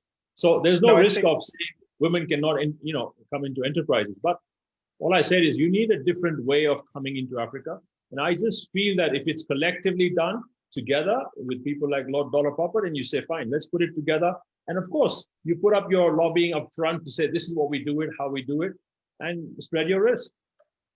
No, that's great. Vimal, if I could ask, actually, I wanted to touch on a piece that when you gave your intro, when you came on, you reminded us all that actually we've all got this romantic view of Africa, or especially a generation above has this romantic view of Africa from 20, 30, even 10 years ago and so on. But let's talk about the Africa today, or even the Africa yesterday and the Africa directly tomorrow. And I'm going to lead into infrastructure. And a question that we've got from Brayesh Tukra is, infrastructure in Africa is very poor, almost non-existent in some instances. Doesn't this lack of infrastructure make trade and investment difficult and near impossible with Africa? I think it's a fair question. I don't know in terms of the severity of the honesty of that, but it'd be great to hear your thoughts first. So if we're going to wait for 10, 20, 30, 40 years before infrastructure is fully done, and you think that consumption will not happen in Africa, there are people living here. So there will be consumption happening. And as consumption does happen, right, it'll be serviced by somebody, whether it's India, China or India or whoever's going to service that consumption, it's going to happen. So I don't think it's an issue of waiting for it to happen. But if you're exporting or if you're investing in Africa, there are all these opportunities, including infrastructure itself. Do you know the population is being urbanized at such a rapid scale that we need a new city built up every week if we're going to really get the urbanization right. Otherwise, we're going to have a lot of slums and stuff like that. So I think the opportunity size is big. The question is, it's not only Britain, but there's so many people, China, US, everybody's trying to say, how do we get into Africa, right? Europe has had a good time in Africa all this time. But overall, infrastructure is something, digital infrastructure leapfrogs in a lot of ways, right? I don't know if you know this, but today solar has become more cheaper than any fossil fuel or any other thing, right? And we've got enough sunshine here. We're on the equator. We've got 2 tropics in Africa. So really, it's disruptive, number one. Number two, drones. Look at what's happening to IT. Drones, remote sensing, remote stuff. A lot of things. Farming is done by remote sensing, by looking at farms from satellites. So there's a lot of that happening. Digital healthcare, serious opportunity for people to look at. Digital healthcare, whereby you can do diagnosis even sitting in London. Doctors in London can diagnose patients in Africa and use it digitally. So I think the infrastructure is it's a two-way thing. If you're going to say, let's wait for it, the people in USA are saying we don't have good infrastructure, right? But here, at least wherever we build infrastructure, wherever you build a road, traffic doubles. So we say there's too much traffic jams in Africa, right? You see Lagos and you see it and say, oh, too much of traffic jams. But hey, that's progress. So overall, I think the opportunity space is big. Looking at it from where Lord Popat said, what specs will you wear? If you see specs of opportunity, you will see opportunity. If you wear specs of doom, you'll say, everything is an excuse. Great. Good. Thank you for that insight. I just wanted to sort of touch on the basis that you just picked on there, which is solar power and everything else. And if I may start with Ken on this one, actually, the infrastructure in Africa is very poor, almost non-existent in some instances. Doesn't this lack of infrastructure make trade and investment difficult and near impossible with Africa? This is a question by Prayesh Thakra, Chief Strategy Officer at ASDA. All right, I would say the narratives of the past no longer hold true. I think that's very key to note. Those narratives of all problems. And like the last speaker said, it depends if you see the glass as half full or half empty. But I think what people call problems in Africa are actually opportunities. Africa is no more that hopeless, terrible. No, it's not true. We've got opportunities for growth. We've got one-stop shop investment hubs. We've got tech ecosystems that can support any of your projects you want. We've got young people, relatively cheaper labor, who can still produce the value you require, who are eager and looking for jobs. So infrastructure, yes, is a problem, but I see it more as an opportunity and another problem. Solar, abundant sunshine is there. We've got opportunities to manufacture solar panels. Currently, Africa imports most of its solar panels from outside of Africa. It could be, we could harvest solar farms. We could have solar farms and it could be useful for those who are interested in the solar business to step in the renewable energy business. Those are opportunities that's open. So rather than see it as a problem, I would say see it as an opportunity. Thank you for that. Vimal, what do you think on that point in terms of infrastructure? And clearly you've done a fair bit of business cross-border in all parts of Africa. So I think it's opening up the countries, every country right now, because solar power, just like Ken talked about it right now. In fact, in Kenya, everybody's putting in solar energy, solar everywhere else. We don't need to manufacture the panels right now until somebody big comes in and manufactures them on scale. But everybody's putting them up, so they're reducing their bills. The Kenya Power Lighting Company is actually trying to stop this to say, don't go solar because the rates are much more different. So solar has taken a global turn. And I think this is where energy is going to be different. Hydrocarbons are being reduced. Biomass is also coming up. We've got geothermal in the ground. So with that, we got energy now. We've got surplus energy in Kenya right now. We don't know what to do with it, and they can't get consumers. So I'm just saying the demand side and the supply side are two things, right? So the demand side is big. Therefore, we're getting more and more competitive. So if you look at our floriculture and horticulture just in Kenya, I think Uganda's also got some there. But the amount of exports we do now, it's massive, right? We're exporting every day into Holland, into UK. Your flowers that you get over there, the roses are from Kenya, right? And there's no incentives given there, but the infrastructure has been developed around an airport, and airlines are coming through. So with that, seaports are being built, roads are being built. I don't think there's a stop in terms of infrastructure being built. The Chinese, as Lord Dolar Popat put it, are coming in with design, build, own, operate, and transfer, and finance infrastructure for Africa, right? On a long-term basis. Now, a lot of people complain and say, oh, they will take it all back. They can't take our roads back. They can't take our bridges back. And that's the difference, right? We will have them competitively used. So I think it's just adding to our competitiveness. And really, if you want to do infrastructure, there's ample opportunity. So I would look at it from a perspective of saying it's happening. Every African country today is developing its infrastructure. Go and see the Uganda road from the airport right up to Kampala. I mean, that's a fantastic area, right? And you'll see property values going up 5 times in that whole area because the roads come up. So I think wherever there's roads, wherever the infrastructure is being built, opportunities. Absolutely. And Mayur, what about your thoughts on the infrastructure aspect? No, I endorse both my colleagues who are speaking on it. I think you also have to look at it from the point of view that Africa is relatively young. It has had a lot of issues that Africa has faced, but the progress you've seen, I mean, you take a country like Uganda, it was devastated in the early 80s, and the roads we have, as Vimal was pointing out, I mean, we're having a privately built highway between Kampala and Jinja that's coming up, dual carriageway. This will give you an expressway access. So I think it takes time to build infrastructure. I mean, we've seen in the United States that the governments have not spent on infrastructure, and the airports and all those areas need a lot of revamping, and one hopes that that will start in the US in the same way Africa is also embarking on that. We have a new airport coming up at Entebbe. Nairobi has a large expansion. Rwanda has done well. I think there's a huge potential in this area for investment, and also looking at it positively that it'll ease the doing of business. Thank you.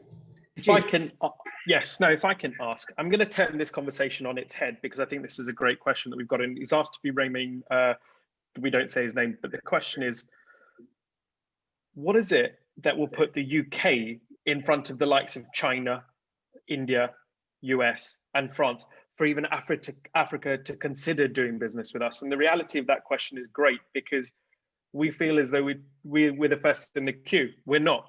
I don't even know if we're in the top 5. But so what is it that we can offer that you guys would even want from us?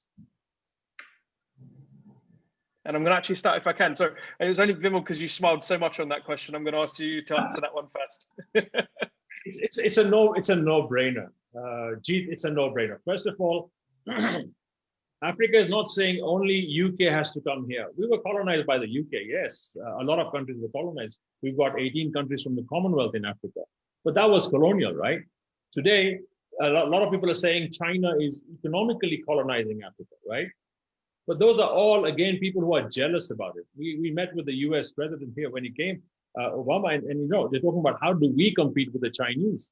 The Europeans are talking the same language. Everybody's trying to say, how do we compete with them? But they have a different formula. Their formula is clear. Let's go do business. Let's give you the infrastructure that you want, right? And the other thing is they're investing. Earlier, they were investing in extractive industry, taking away all our minerals, going away. Now they're investing in, secondly, they invested in infrastructure. Third, now they're looking at operating companies and saying, why don't we go in for operating companies?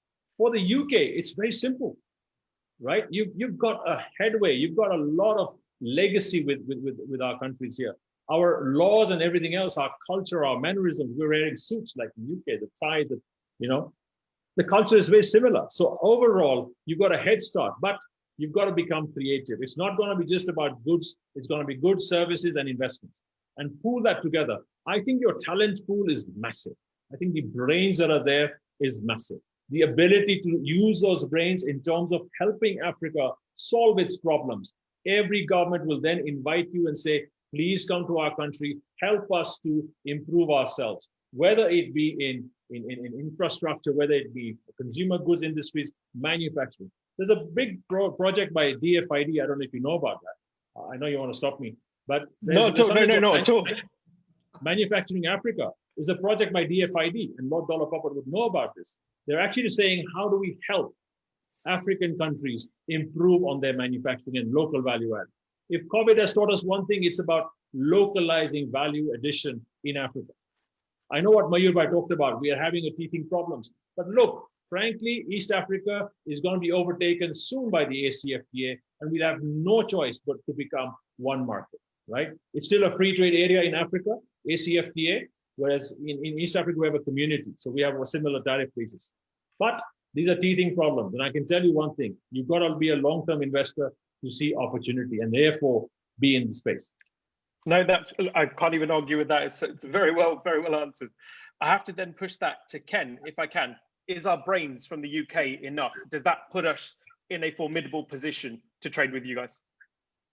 Well, I would say I'll start from the place that if the idea of global Britain is going to be not just a slogan, then I would say Africa is key. Africa may be the most important factor.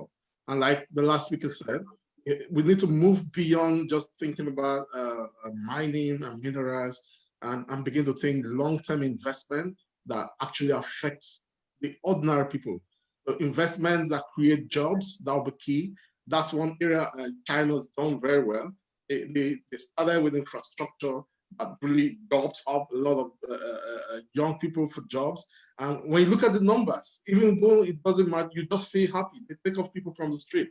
I think the UK needs to reprioritize its area of engagement beyond just minerals and mining, to begin to think manufacturing, begin to think, backing big infrastructure projects that create jobs for people. And I also think they need to not settle their mind to think 20-year plan, 50-year plan, not just come grab and go. That's not going to give them a place they need to be. Okay, look, I've got to say, I do appreciate the honesty as well. Mayur, I'm actually going to come to you with this question. And the reason why I'm going to come to you with this other question, which changes the subject a bit, is because you brought up the, to invest there, it would be nice to have a partner there. So go in with a partner and so on and so forth. In the days of digitization and the days of shadi.com, it's easy for anyone to now find anybody. But how easy is it to find a formidable partner in a country that it is so vast in terms of cultural aspects, in terms of different ways of living? How can somebody in the UK link up with somebody that they may want to partner with in what's the easiest way? Well, I think the first thing that we've, there's an old expression, never invent the wheel again. Now, we've learned from the Chinese that every journey starts with a single step. People from Britain investing into Africa, what big advantage do they have? The language. These countries were former colonial countries. Now they're part of the Commonwealth and they all speak English. So this is very important. The Chinese coming there, finding it difficult. They have to find people who speak English. Unfortunately, they haven't converted everyone into Chinese, yet. But I think it's a big advantage for the British businessmen to go and look at these countries as an area of opportunity. I mentioned earlier on when I started that you think of a country, let's take per specific Uganda. We had a dictator there in 1972, and you never heard of famine. You never heard of huge atrocities. You can plant anything in some of these Central African countries where it grows. It just grows naturally. So there's a huge opportunity for British businesses to come to Africa, and they're already doing it, buying their products. It becomes the the breadbasket of the world. And I think it's something very easy for British people to come in. They speak the language, then you have these one-stop centers. How do you find someone who could be a good partner? Look, the digital age will tell you everything. If you want to start producing sugar, just find out some of the big players, go and talk to them and see where you can start your sugar plant. If you want to do some textiles, whatever you want to do. So I don't think it's a big problem. I think with the digital age, it's quite easy for you to communicate with individuals in those specific countries. And Ken, do you agree? Well, yeah, I would say it's still very hinged on partnerships and collaborations. Don't attempt to go it alone. You most likely will have your fingers burnt. Not just in Africa, in any case, anywhere in the world. If you just go anyhow, you just may have very negative experiences.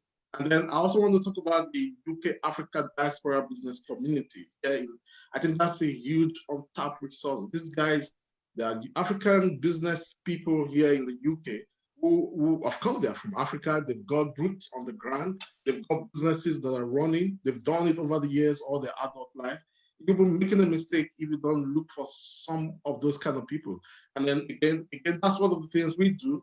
Lots of Africa-based, Africa-centric business events. You're able to see and hear from the right people. And of course, the embassies are one resource. If you want to go to any of these countries, Uganda, Rwanda, go to the embassies. There's always a desk responsible for guiding interested investors and business people who want to get into this country. In any case, if you want to reach me, I'm here to help you too.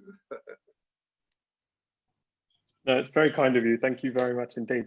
Sanj, I believe you had a question which was going to change this on its edge a bit. Absolutely. I mean, it's interesting to hear about partnerships and everything else that goes with it. But we've had a number of questions in this evening, and I'd like to put it to the panel. But if I can read sort of 3 questions in and then put it to you. One from Rohan Radia.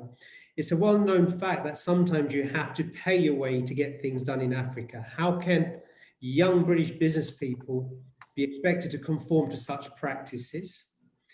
The next question was Anil Rajani on the same thread. There's a real and perceived problem with bribery and corruption with many of the African countries. What are the countries you are engaged in doing to combat these issues? As I have advised several clients from the UK on these matters. And then there's a third one from Yogesh Nakraja. Africa's been known to have instability, dictators, and a lot of corruption within the political and some fanatic leaders. How wise and prudent would it be to do business with inherent risks? So in essence, how do we combat corruption, and how do young people, in essence, who potentially are very digitally minded in terms of communicating, get over that, because it's all written in a way, is really the question I put to, if I may, Ken, to begin with you on this one. Okay, like I said earlier, the narratives of the past no longer hold true. These are not always true. In any case, political uncertainties is not peculiar to Africa. We just watched some very funny stories happening yesterday in the US, where there was poor transition of power. I can say in Africa, you've got models of democracy that the past few years, they've consistently had peaceful elections. There's been smooth handover of power to the next. So don't believe all the stories that it's all autocratic rule. It's not true. Go to Africa. Africa is leading in terms of gender space in Rwanda. In South Africa, we've got more than 50% women in government. We've got female presidents and vice presidents in Africa. You don't see it anywhere else. But Ken, if I may just put that to you then, in 2 formats. It does exist, and 2, how do these young business people that we are trying to attract to the romantic world of Africa continent to invest, try and understand that, whether it exists, and I'm sure it does to a certain point. How do we get over that? Well, I would say the first thing would be, don't go without guidance. Don't go into Africa without working with a partner that's been credible, that has been tested. Now, don't just go to the internet and just search and then just go. You just could be lost. I've stressed that. I can't stress it too much.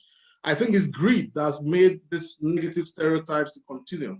People come into Africa and think I can just play some deals and just get so much and then follow the right process and then they get burnt and then they cry corruption.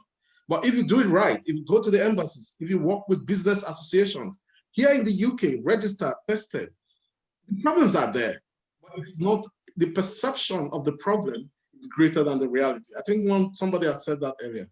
It's not as bad as it is painted. I have business people, I'm African, I've never paid a bribe. I've just heard one of my speakers who's been in Africa, he's never paid a bribe. You can do business in Africa and not pay a bribe if you're not greedy, if you're willing to play by the rules, and if you know you're coming from a place that will hold you accountable.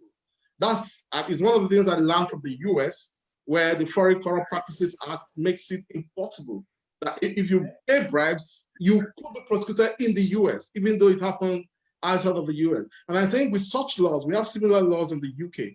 If we know these things, then just work with the right partners, make it an ethical decision not to pay these bribes, and you would do well. You can succeed. Thank you for that. Mayur, if I could, sorry, if I could actually ask a separate question to Mayur on piggybacking on the back of that.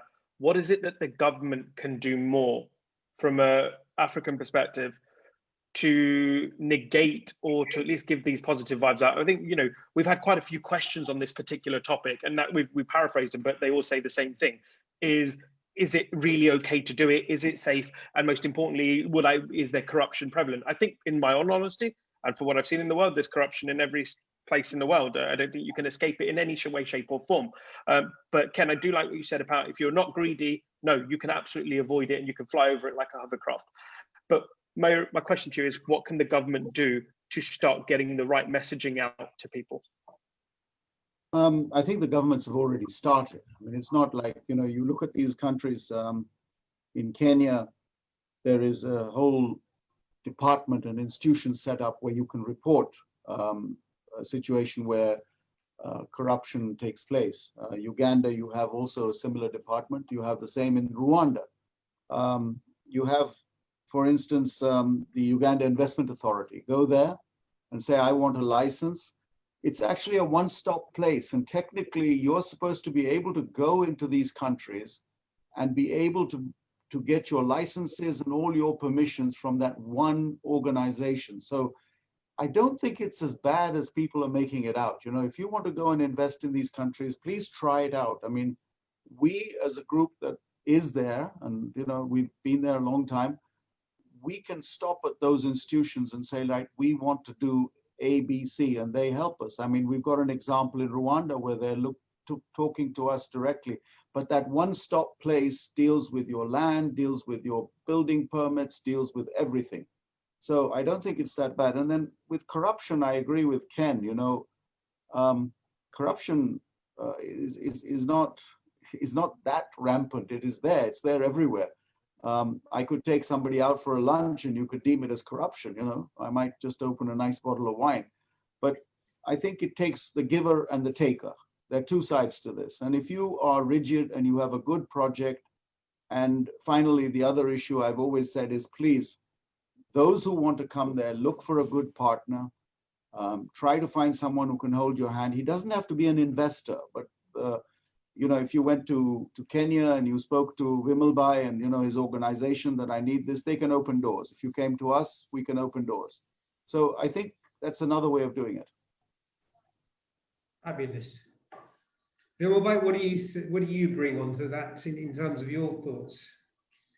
In particular, I'd like to understand how the young can actually affect this more than anything else. So I think this is why I say you need to work smarter. You don't do it the old school way of coming on a flight and saying, I'm an investor, I'm coming in and doing it on my own, and then go to government and say, give me this license or give me this approval. I think it's important to do your due diligence. I don't think there's a problem with that. But especially when you're dealing with governments and you want an incentive that is not given to anybody else and you want a favor, of course, in the UK, I mean, where Lord Dolar Popat is sitting behind that, I'm sure there's a lot of that going on. They call it lobbying in the US. It's called lobbying, right? You can do anything you want just with more money. I think the name given to corruption here is speed money. And speed money is, I want it done fast, get it done quickly, institutionalize it. That's what Singapore has done. Singapore has a fast track channel and a slow, normal channel. So the same thing, I think, in Africa, it's reforming. I'm not saying it's not there. There are certain leaders in Africa who have that issue and they're reforming. But let me tell you one thing.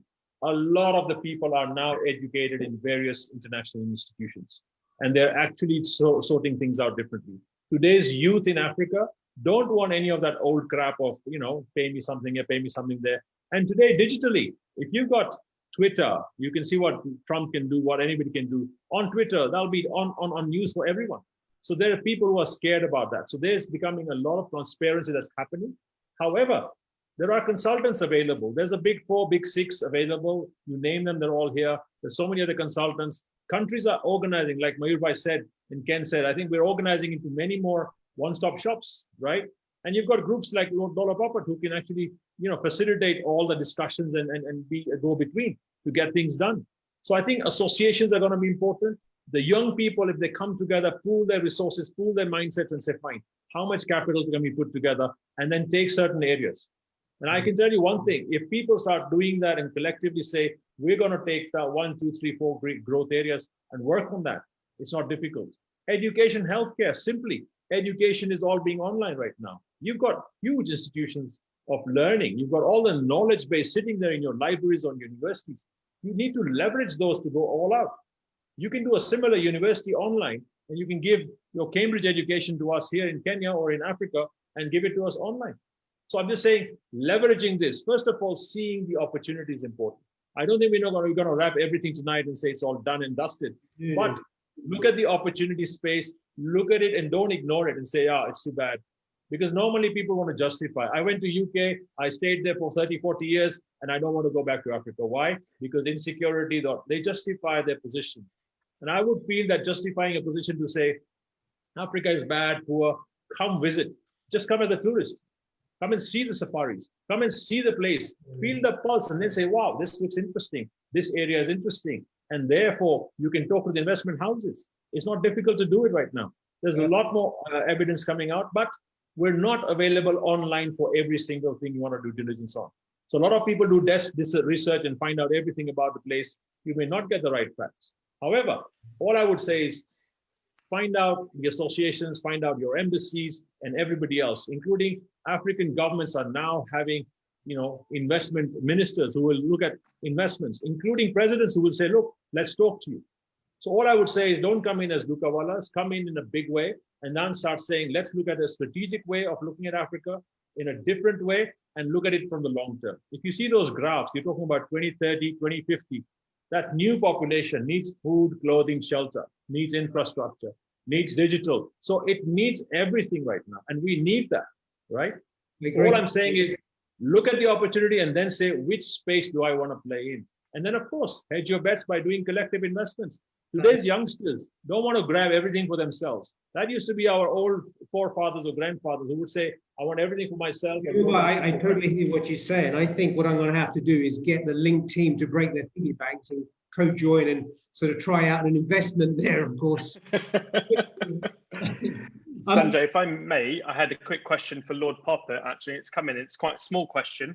Lord Popat, how can small businesses or enterprises get involved and become part of your next trade delegation if and when it attends? I think they should be in touch with the Department of International Trade, and we're not taking any delegation because of COVID. I meant to go to Rwanda, 2 trips cancelled, Uganda, DRC. But of course, if anybody wants to come, they're welcome. It depends what delegation. Is it minerals? Is it fruit and veg? Is it manufacturing? They're welcome. I just want to talk about corruption, but very briefly. That subject is very, very important.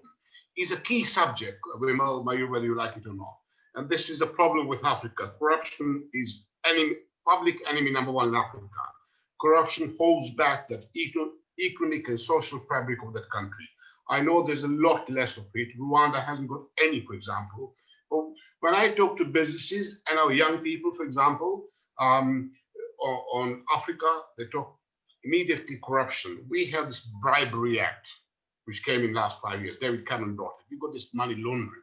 Even Barclays Bank, who had been in Africa for 100 years, sold out and left. And the group finance director, Tushar Mozolia, Mayur, he is Ugandan born, by the way, and he came here as a 6-year-old kid. And they said, obviously lobbied for Barclays to stay in Africa. but they said, no, time has come for us to leave. So corruption is something we need to address. I think it's a young democracy. It takes time. Eventually, it will happen. Perfect. Thank you for that. I'm conscious it's now 6:30, Jit, Lord Popat, fellow panelists. I just want to try and wrap this up. There's a couple of actual points that we want to bring in. One is that are the slides going to be available, Dolar Bhai? Can we make these available? If so, could you let us know, and we will email those out to those that have asked them. Through LCNL, this is their program, and they have intellectual right to the slides. So, it's for you to send out if you want to. So you're happy for us to share the ones we have, yeah? Perfect. Okay. That's very kind of you. Thank you. Thank you. Jit, have you got any other questions before we sort of try and wrap up? I did. I've got a couple of quick ones, and I know that we probably have. I know that somebody wanted to ask a question as well, but this is one from our very own Ronak Pal. I'm going to call it as the question has come in, and this is to Lord Popat. At a time where the UK government is pumping money into society and also into businesses through various support schemes, is there not a chance, or is there not a scope or a view that we should be supporting more local businesses and trying to grow the UK economy, especially at its most fragile time that we've probably ever had? Yes, in fact, as you know, what is happening now, Mayur, is like one person digging a hole, the other one filling up. And through a furlough scheme, we are paying both of them. But you're right. I mean, our excellent chancellor, whose parents are from African origin, from Kenya, Rishi's parents are from Kenya. He's doing everything he can. This is very much unprecedented time for us, and we are in the worst scenario compared to the rest of the world. But yes, we need to support our small businesses. We have many schemes for small businesses. What sadly, when I was a business minister, when David Cameron was the prime minister, small businesses, SMEs went up from 2.5 million to 5 million. We doubled that in literally 7-8 years. That number is now going to drop to about 3 million. So we're going to create new businesses and new entrepreneurs as well coming to market. And, I would say one good thing about the British Indians, highly educated young generation, born here, entrepreneur skill, and these are the people we need to encourage and support. And anybody who comes forward. So we will have a number of schemes coming forward to help SMEs. No, that's great. And I think where the question comes from, and I think that shows that there's a wide scope of investment, both domestic and foreign. And I think, there has to be a balance of both. And you showed it very much in your balance of payment slides about our services and what we've actually got coming in terms of goods and what we're spending going out. And I think there's absolutely room for both. So thank you very much for the direction on that. Sanjay, do we have anyone coming in? I believe we've got somebody that's actually we're going to put on the screen. Subhash Thakra, he's done he's been on behalf of Mayor of London. Subhash has taken 2 delegations, both to East Africa and North Africa. And he's been a president of Chamber of Commerce, first Uganda nation to head Chamber of Commerce. You can see these African Indians taking a lead in this country.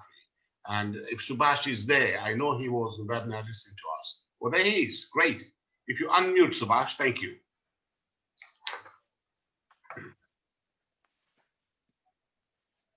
Thank you, Lord Popat. Really very interesting presentation, and it definitely gives a message that Africa is a new Africa, and we must all forget about the Africa we left few decades ago and still have that kind of memory with us. And those who do visit Africa, as Mayur has said a few times, and even Vimal has said a few times, I think you'll find that we've got an entirely different kind of opportunity. That actually poses tremendous opportunities for UK businesses in Africa. There are a lot of areas that we can work on, education being one, insurance services being one, financial services, finding a fund to invest in the African companies, because capital is short there, but opportunities are there. Africa is the only continent where everybody is going for it. China is going for it, India is going for it, and the Europeans are going for it. So it's got an attraction, and major attraction is the natural resources. One can take advantage of that in a nice way.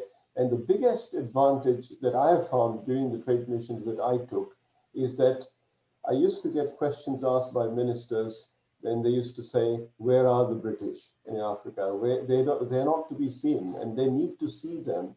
And if they see them, the British have got 2-3 real advantages over China and other countries, including India, is integrity.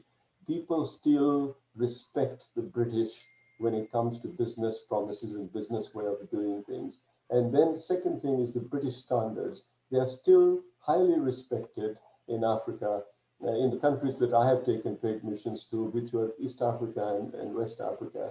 And finally, I just want to add that the London Chamber of Commerce does take trade missions every year, except for this COVID period, to both sides of Africa, East and West Africa. So if anybody looks up the website, if they want to go and familiarize themselves, we get a lot of support on the ground level from local business people, as well as the High Commission or embassies, who can really provide context and information. It's really very well organized missions and cost effective as well, because we take advantage of grants available from the government.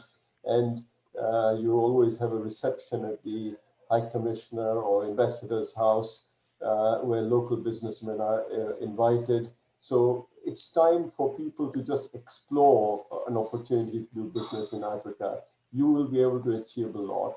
Africa has got a long way to go. Yes, I agree with Lord Popat about corruption. I agree with the fact that the skill levels might not be all there, but that's where even India was some years ago. And this is the time for Africa, and I think the opportunities are there. Thank you very much for allowing me to speak for a few minutes. If I could ask Subhash Bhai, if I could ask you one question, if you could just stay on, would that be all right? Yes, of course. Fantastic. The question is fairly simple.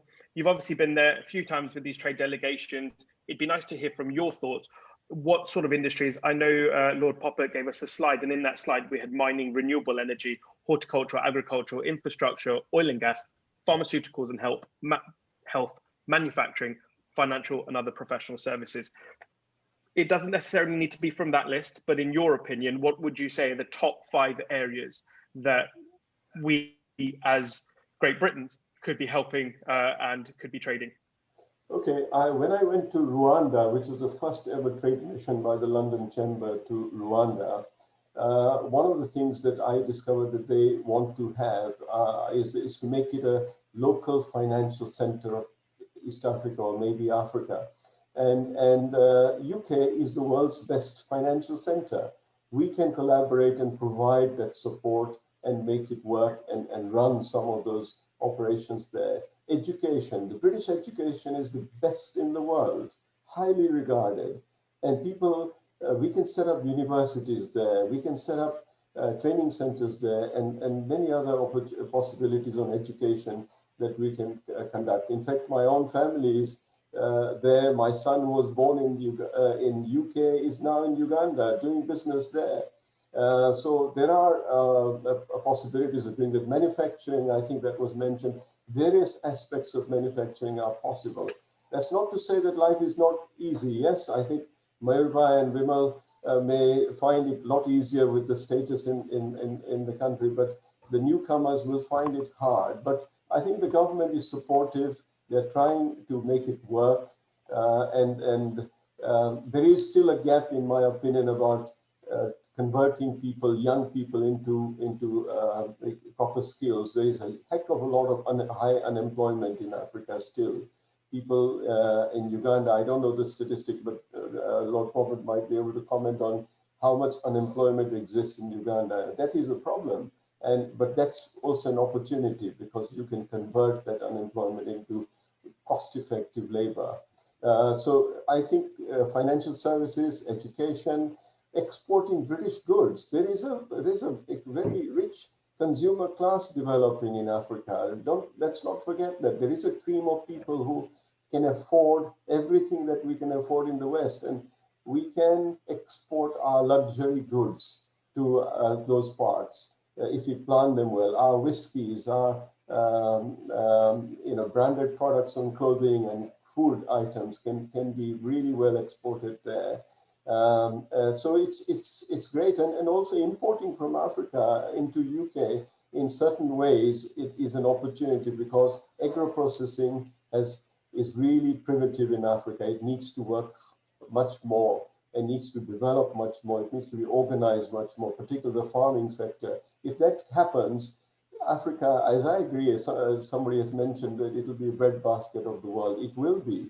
I think the fertile land that they have is tremendous to be able to grow and export.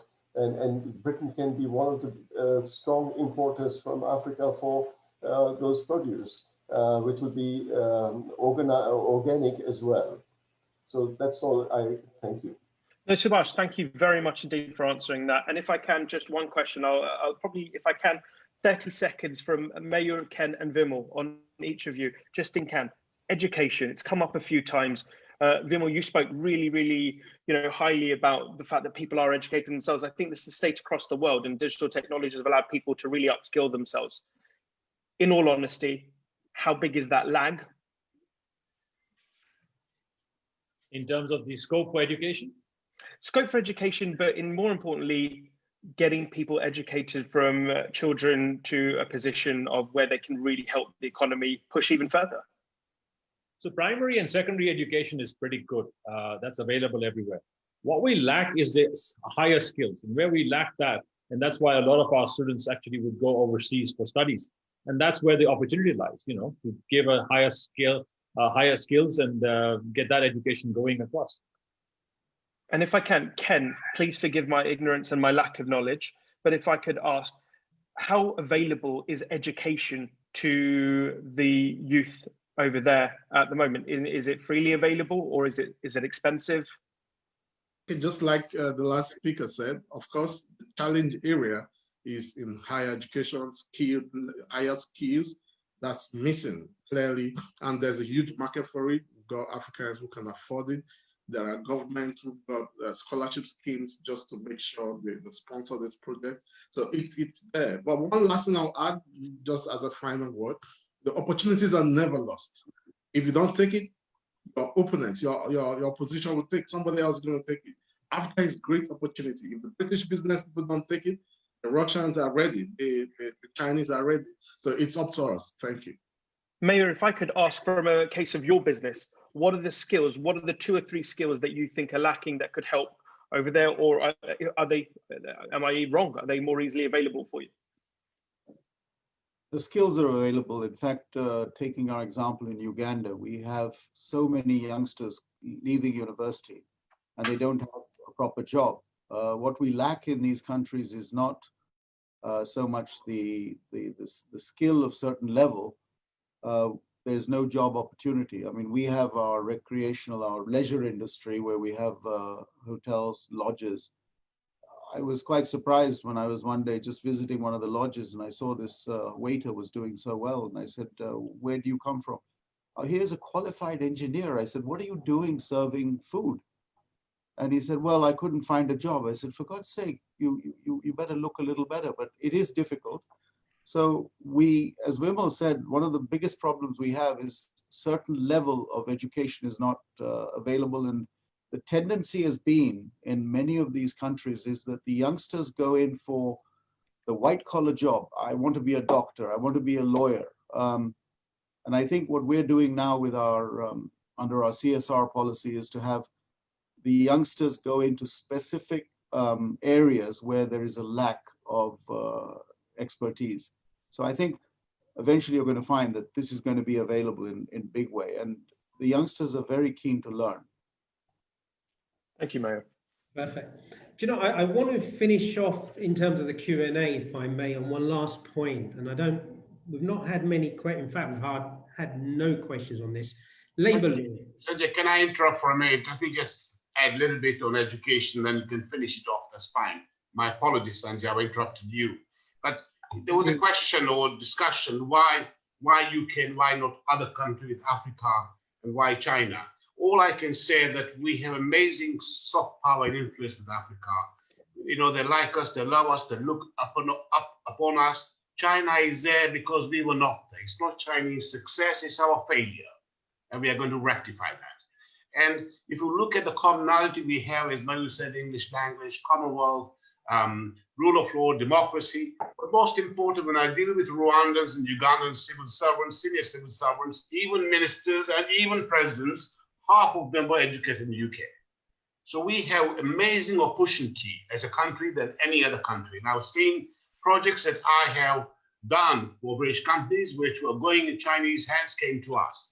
One thing we do, Jit, and everyone, every UK company, I'll make sure that they create jobs, they upskill the Ugandan local people, not anybody going from here except 2 or 3 professional people.